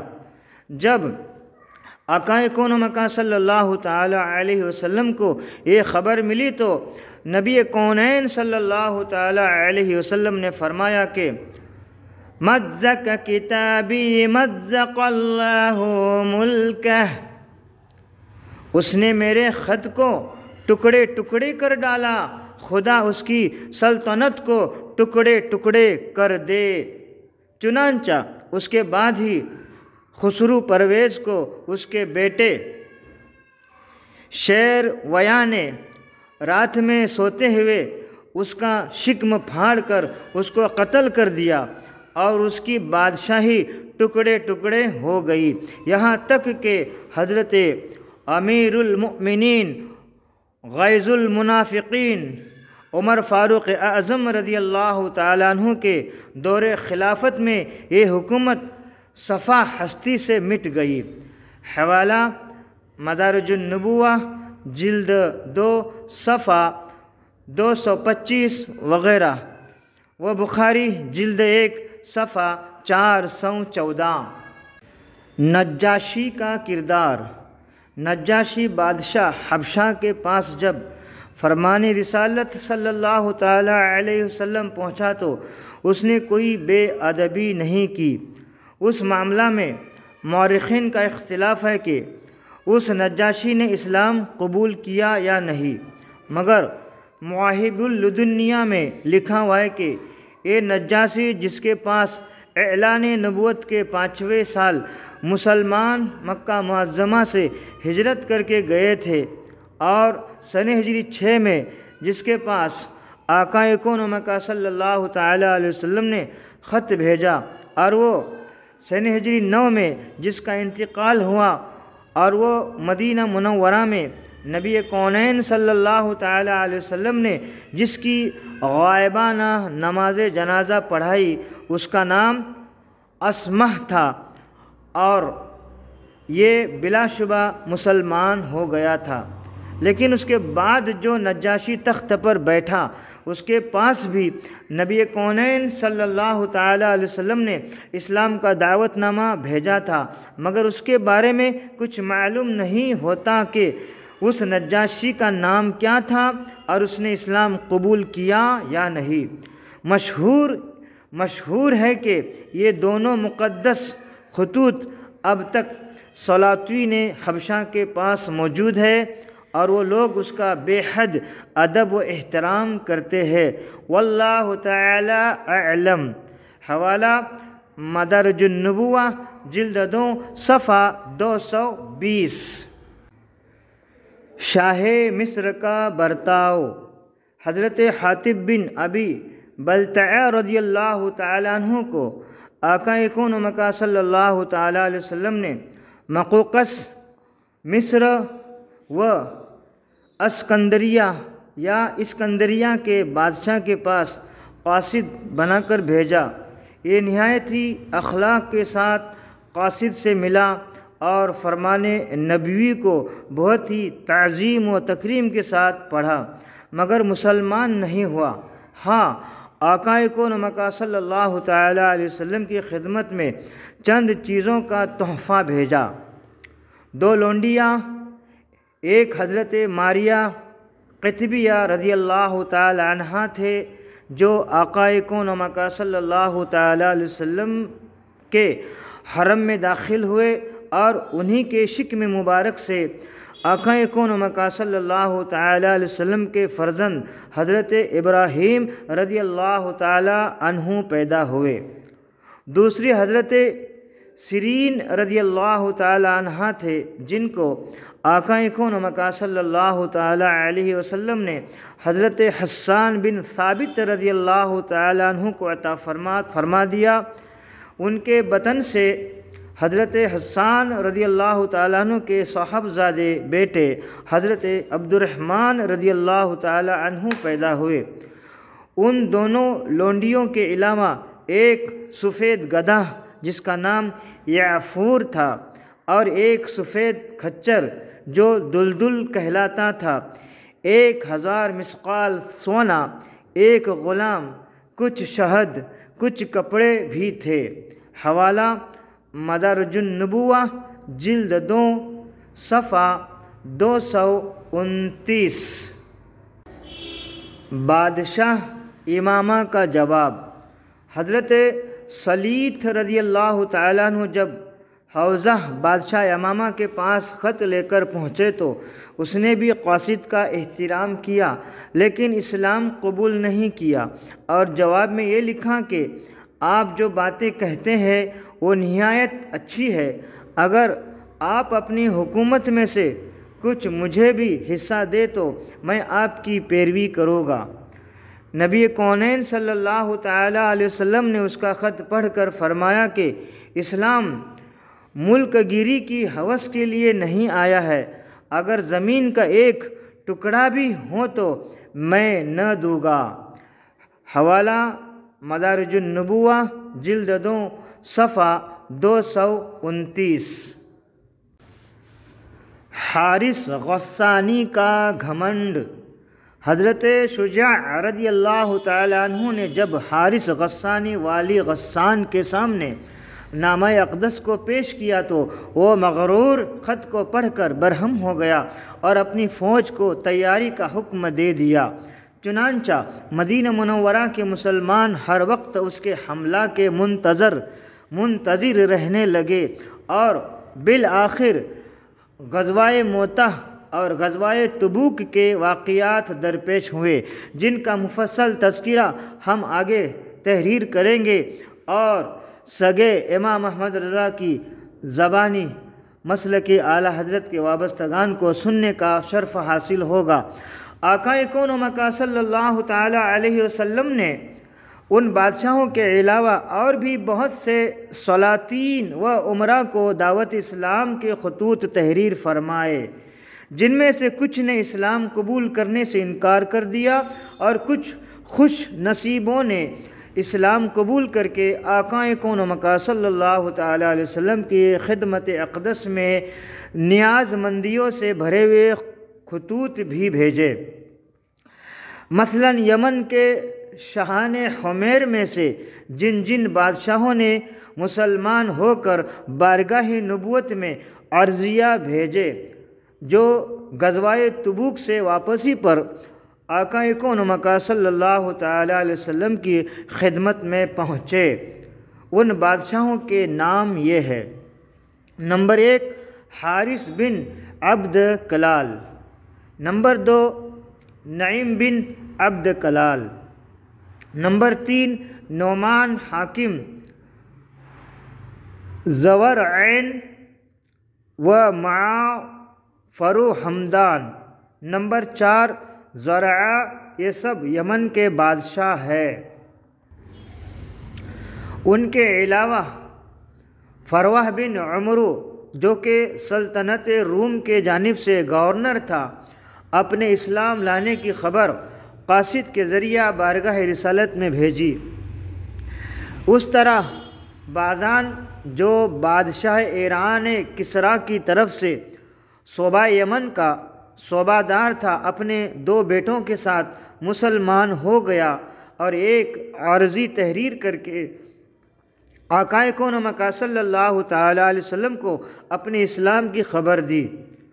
ان سب کا مفصل تذکرہ سیرت ابن ہشام و زرقانی و مدارج النبوہ وغیرہ میں موجود ہے۔ ہم اپنی اس مختصر کتاب میں ان کا مفصل بیان تحریر کرنے سے معذرت خواہ ہے۔ سریائے نجد سن ہجری 6 میں آقا کون و مکان صلی اللہ تعالیٰ علیہ وسلم نے حضرت محمد بن مسلمہ رضی اللہ تعالیٰ عنہ کی ماتحتی میں ایک لشکر نجد کی جانب روانہ فرمایا۔ ان لوگوں نے بنی حنفیہ کے سردار ثمامہ بن اثال کو گرفتار کر لیا اور مدینہ منورہ لائے۔ جب لوگوں نے ان کو بارگاہ رسالت میں پیش کیا تو آقا کون و مکان صلی اللہ تعالیٰ علیہ وسلم نے حکم دیا کہ اس کو مسجد نبوی کے ایک ستون میں باندھ دیا جائے۔ چنانچہ یہ ستون میں باندھ دیے گئے۔ پھر آقا کون و مکان صلی اللہ تعالیٰ علیہ وسلم اس کے پاس تشریف لے گئے اور دریافت فرمایا کہ اے ثمامہ، تمہارا کیا حال ہے اور تم اپنے بارے میں کیا گمان رکھتے ہو؟ ثمامہ نے جواب دیا کہ اے محمد صلی اللہ تعالیٰ علیہ وسلم، میرا حال اور میرا خیال تو اچھا ہی ہے۔ اگر آپ مجھے قتل کریں گے تو ایک خونی آدمی کو قتل کریں گے، اگر مجھے اپنے انعام سے نواز کر چھوڑ دیں گے تو ایک شکر گزار کو چھوڑیں گے، اور اگر آپ مجھ سے کچھ مال کے طلبگار ہو تو بتا دیجئے، آپ کو مال دیا جائے گا۔ آقا کون و مکان صلی اللہ تعالیٰ علیہ وسلم یہ گفتگو کر کے چلے آئے۔ پھر دوسرے روز بھی یہی سوال و جواب ہوا، پھر تیسرے روز بھی یہی سوال و جواب ہوا۔ اس کے بعد آقا کون و مکان صلی اللہ تعالیٰ علیہ وسلم نے صحابہ رضی اللہ تعالیٰ عنہم سے فرمایا کہ ثمامہ کو چھوڑ دو۔ چنانچہ لوگوں نے ثمامہ کو چھوڑ دیا۔ ثمامہ مسجد سے نکل کر ایک کھجور کے باغ میں چلے گئے جو مسجد نبوی کے قریب ہی میں تھا۔ وہاں انہوں نے غسل کیا، پھر مسجد نبوی میں واپس آئے اور کلمہ شہادت پڑھ کر مسلمان ہو گئے اور کہنے لگے کہ خدا کی قسم مجھے جس قدر آپ کے چہرہ سے نفرت تھی اتنی روئے زمین پر کسی کے چہرہ سے نہ تھی، مگر آج آپ کے چہرہ سے مجھے اس قدر محبت ہو گئی ہے کہ اتنی محبت کسی کے چہرہ سے نہیں ہے۔ کوئی دین میری نظر میں اتنا ناپسند نہ تھا جتنا آپ کا دین، لیکن آج کوئی دین میری نظر میں اتنا محبوب نہیں ہے جتنا آپ کا دین۔ کوئی شہر میری نگاہ میں اتنا برا نہ تھا جتنا آپ کا شہر، اور اب میرا یہ حال ہو گیا ہے کہ آپ کے شہر سے زیادہ مجھے کوئی شہر محبوب نہیں ہے۔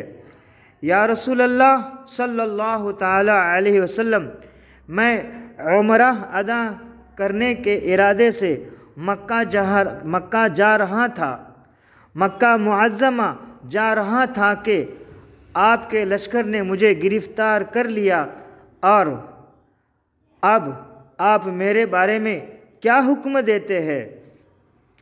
آقا کون و مکہ صلی اللہ تعالیٰ علیہ وسلم نے ان کو دنیا اور آخرت کی بھلائیوں کا مزدہ سنایا اور پھر حکم دیا کہ اے ثمامہ، تم مکہ معظمہ جا کر عمرہ ادا کر لو۔ جب یہ مکہ پہنچے اور طواف کرنے لگے تو قریش کے کسی کافر نے ان کو دیکھ کر کہا کہ اے ثمامہ، تم صابی بے دین ہو گئے ہو۔ حضرت ثمامہ رضی اللہ تعالیٰ عنہ نے نہایت جرأت کے ساتھ جواب دیا کہ میں بے دین نہیں ہوں، میں بے دین نہیں ہوا ہوں، بلکہ میں مسلمان ہو گیا ہوں۔ اور اہل مکہ سن لو، اب جب تک رسول اللہ صلی اللہ تعالیٰ علیہ وسلم اجازت نہ دیں گے تم لوگوں کو ہمارے وطن سے گیہوں کا ایک دانہ بھی نہ مل سکے گا۔ مکہ والوں کے لیے ان کے وطن یمامہ ہی سے غلہ آیا کرتا تھا۔ حوالہ بخاری شریف جلد 2 صفحہ 627، باب وفد نبی حنیفہ و حدیث ثمامہ و مسلم جلد 2 صفحہ 93، باب ربط الاسیر و مدارج النبوہ جلد 2 صفحہ 199۔ ابو رافع قتل کر دیا گیا۔ سن ہجری 6 کے واقعات میں سے ابو رافع یہودی کا قتل بھی ہے۔ ابو رافع یہودی کا نام عبداللہ بن ابی الحقیق یا سلام بن الحقیق تھا۔ یہ بہت ہی دولت مند تاجر تھا، لیکن اسلام کا زبردست دشمن اور بارگاہ نبوت کی شان میں نہایت ہی بدترین گستاخ اور بے ادب تھا۔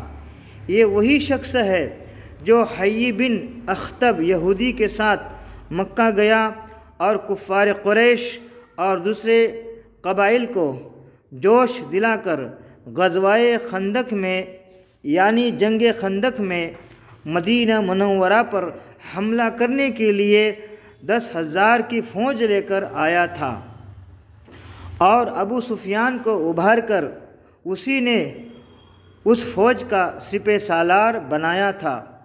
حیی بن اخطب تو جنگ خندق کے بعد غزوہ بنی قریظہ میں مارا گیا تھا، مگر یہ بچ کر نکلا تھا، اور آقا کون مکہ صلی اللہ تعالیٰ علیہ وسلم کی ایذا رسانی اور اسلام کی بیکھ کنی میں تن من دھن سے لگا ہوا تھا۔ انصار کے دونوں قبیلوں اوس اور خزرج میں ہمیشہ مقابلہ رہتا تھا، اور یہ دونوں اکثر آقا کون و مکہ صلی اللہ تعالیٰ علیہ وسلم کے سامنے نیکیوں میں ایک دوسرے سے بڑھ جانے کی کوشش کرتے رہتے تھے۔ چونکہ قبیلہ اوس کے لوگ حضرت محمد بن مسلمہ وغیرہ نے سن ہجری 3 میں بڑے بڑے خطرہ میں پڑ کر ایک دشمن رسول کعب بن اشرف یہودی کو قتل کیا تھا، اس لیے قبیلہ خزرج کے لوگوں نے مشورہ کیا کہ اب رسول اللہ صلی اللہ تعالیٰ علیہ وسلم کا سب سے بڑا دشمن ابو رافع رہ گیا ہے، لہٰذا ہم لوگوں کو چاہے کہ اس کو قتل کر ڈالے تاکہ ہم لوگ بھی قبیلہ اوس کی طرح ایک دشمن رسول کو قتل کرنے کا اجر و ثواب حاصل کر لیں گے۔ چنانچہ حضرت عبداللہ بن عتیق و عبداللہ بن انیس و ابو قتادہ و حارث بن ربعی و مسعود بن سنان و خزاعی بن اسود رضی اللہ تعالی عنہم اس کے لیے مستعد اور تیار ہوئے، اور ان لوگوں کی درخواست پر آقا کون و مکہ صلی اللہ تعالیٰ علیہ وسلم نے اجازت دے دی، اور حضرت عبداللہ بن عتیق رضی اللہ تعالیٰ عنہ کو اس جماعت کا امیر مقرر فرما دیا، اور ان لوگوں کو منع کر دیا کہ بچوں اور عورتوں کو قتل نہ کیا جائے۔ حوالہ زرقانی علی المحیب جلد 2 صفحہ 163۔ حضرت عبداللہ بن عتیق رضی اللہ تعالیٰ عنہ ابو رافع کے محل کے پاس پہنچے اور اپنے ساتھیوں کو حکم دیا کہ تم لوگ یہاں بیٹھ کر میری آمد کا انتظار کرتے رہو، یعنی میرے آنے کا انتظار کرتے رہو، اور خود بہت ہی خفیہ تدبیروں سے یعنی چھپے طریقے سے رات میں اس کے محل کے اندر داخل ہو گئے، اس کے بستر پر پہنچ کر اندھیرے میں اس کو قتل کر دیا۔ جب محل سے نکلنے لگے تو سیڑھی سے گر پڑے، جس سے ان کے پاؤں کی ہڈی ٹوٹ گئی، مگر انہوں نے فوراً ہی اپنی پگڑی سے اپنے ٹوٹے ہوئے پاؤں کو باندھ دیا اور کسی طرح محل سے باہر آ گئے، پھر اپنے ساتھیوں کی مدد سے مدینہ منورہ پہنچے۔ جب درباری رسالت میں حاضر ہو کر ابو رافع کے قتل کا سارا ماجرا بیان کیا تو آقا کون و مکہ صلی اللہ تعالیٰ علیہ وسلم نے فرمایا کہ پاؤں پھیلاؤ۔ انہوں نے اپنا پاؤں پھیلایا تو آقا کون و مکہ صلی اللہ تعالیٰ علیہ وسلم نے اپنا دست مبارک ان کے پاؤں پر پھیرا دیا، فوراً ہی ٹوٹی ہوئی ہڈی جڑ گئی اور ان کا پاؤں بالکل صحیح و سالم ہو گیا۔ حوالہ بخاری شریف جلد 1 صفحہ 224، باب قتل النائم المشرک۔ اعلیٰ حضرت عظیم البرکت کنز الکرامت جبل استقامت محقق اسلام محدث اسلام سائنسدان اسلام امام احمد رضا رضی اللہ تعالیٰ عنہ فرماتے ہیں، ہاتھ جس سمت اٹھا غنی کر دیا، موج بحر سماعت پہ لاکھوں سلام، موج بحر سماعت پہ لاکھوں سلام۔ حضرت عبداللہ بن عتیق رضی اللہ تعالیٰ عنہ کی ٹوٹی ہوئی ہڈی پر میرے آقا صلی اللہ تعالیٰ علیہ وسلم نے اپنا دست مبارک، اپنا ہاتھ مبارک پھیر دیا تو ہڈی فوراً اتنی اچھی ہو گئی کہ گویا کبھی ٹوٹی ہی نہیں تھی، ہاتھ جس سمت اٹھا غنی کر دیا موج بحرے سماحت پہ لاکھوں سلام۔ اور میرے آقا صلی اللہ تعالیٰ علیہ وسلم کی نگاہ رحمت حضرت عبداللہ بن عتیق رضی اللہ تعالیٰ عنہ پر پڑی۔ جس طرف اٹھ گئی دم میں دم آ گیا، جس طرف اٹھ گئی دم میں دم آ گیا، اس نگاہ عنایت پہ لاکھوں سلام۔ اے صلح کلیو، اے مسلک اعلی حضرت کے باغیو، اپنے آپ کو سنی کہنے والے اور اعلی حضرت کے خلاف رہنے والے، بتاؤ تمہارے پاس ایسا مجدد ہے؟ اگر ہے تو بریلوی سنیوں کا چیلنج ہے، اعلی حضرت کے جیسا مجدد ان کے مقابلے میں لاؤ اور سنی بریلویوں کے مقابلے میں کھڑے ہو جاؤ۔ مسلک اعلی حضرت حق ہے۔ 15ویں صدی کے دوسرے مجدد اعظم حضور تاج الشریعہ رضی اللہ تعالیٰ عنہ فرماتے ہیں، مسلک اعلی حضرت پہ قائم رہو، زندگی دی گئی ہے اسی کے لیے رضی اللہ تعالیٰ عنہما۔ سن ہجری 6 کی بعض لڑائیاں۔ سن ہجری 6 میں صلح حدیبیہ سے قبل چند چھوٹے چھوٹے لشکروں کو آقا کون و مکہ صلی اللہ تعالیٰ علیہ وسلم نے مختلف اطراف میں روانہ فرمایا تاکہ وہ کفار کے حملوں کی مدافعت کرتے رہے۔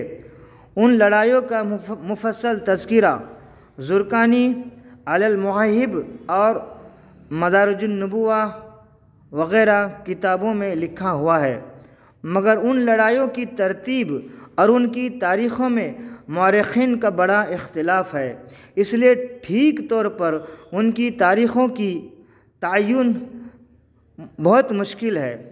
ان واقعات کا چیدہ بیان حدیثوں میں موجود ہے، مگر حدیثوں میں بھی ان کی تاریخ مذکور نہیں ہے۔ البتہ بعض قرائن و شواہد سے اتنا پتہ چلتا ہے کہ یہ سب صلح حدیبیہ سے قبل یعنی پہلے کے واقعات ہے۔ ان لڑائیوں میں سے چند کے نام یہ ہے۔ نمبر 1 سریہ قرطوہ، نمبر 2 غزوہ بنی الحیان، نمبر 3 سریۃ الغمر، نمبر 4 سریہ زید بجانب جموم، نمبر 5 سریہ زید بجانب عیس، نمبر 6 سریہ زید بجانب وادی القرا، نمبر 7 سریہ علی بجانب بنی سعد، نمبر 8 سریہ زید بجانب قرفہ، نمبر 9 سریہ ابن رواحہ، نمبر 10 سریہ ابن مسلمہ، نمبر 11 سریہ زید بجانب طرف، نمبر 12 سریہ عقل و عرینہ، نمبر 13 بعث زمری۔ ان لڑائیوں کے ناموں میں بھی اختلاف ہے۔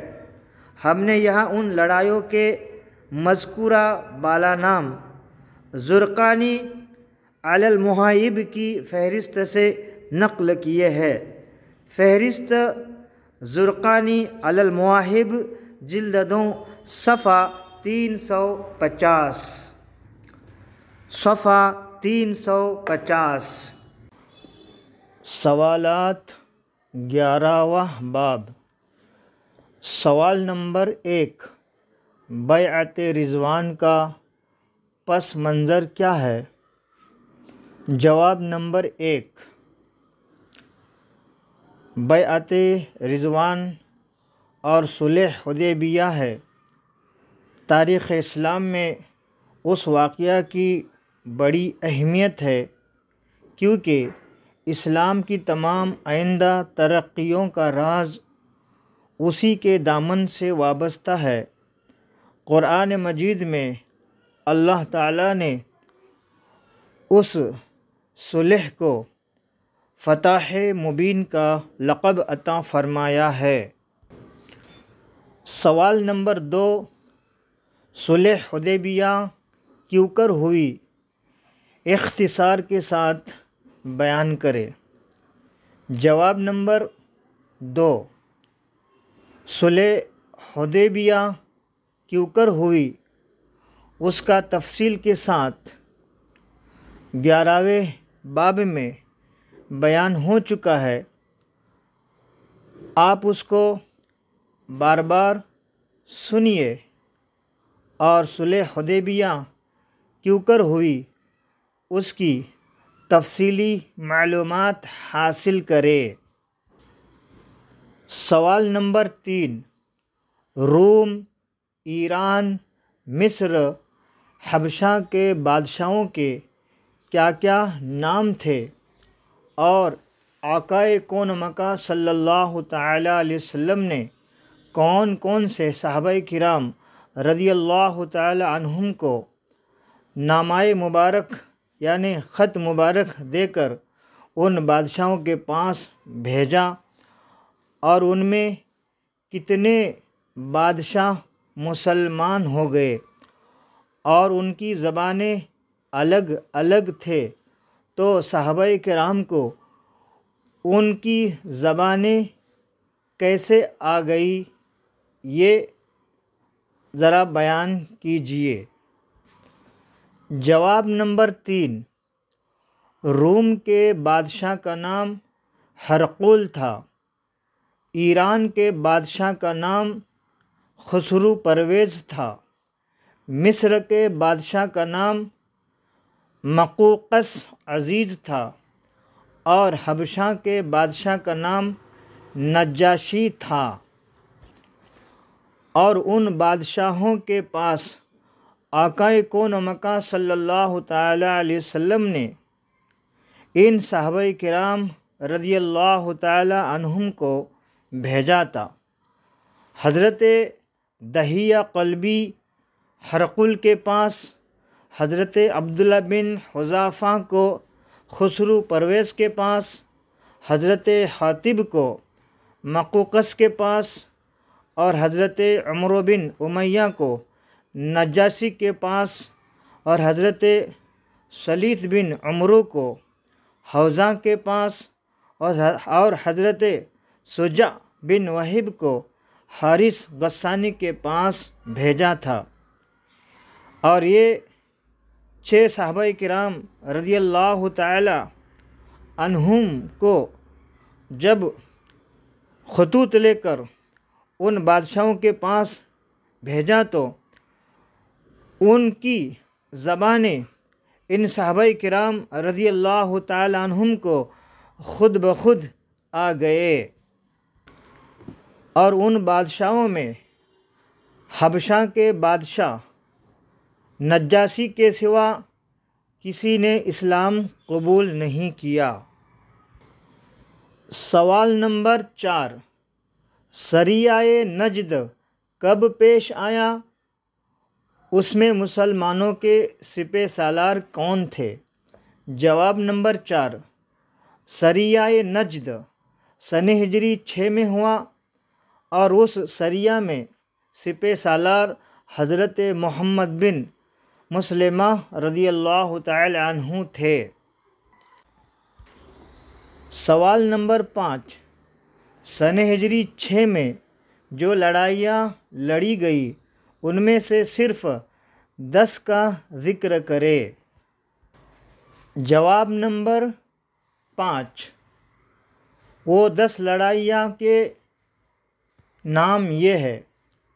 نمبر 1 سریہ قرطوہ، نمبر 2 غزوہ بنی الحیان، نمبر 3 سریہ الغمر، نمبر 4 سریہ زید بجانب جموم، نمبر 5 سریہ زید بجانب عیس، نمبر 6 سریہ زید بجانب وادی القریٰ، نمبر 7 سریہ علی بجانب بنی سعد، نمبر 8 سریہ زید بجانب ام قرفہ، نمبر 9 سریہ ابن رواحہ، نمبر 10 سریہ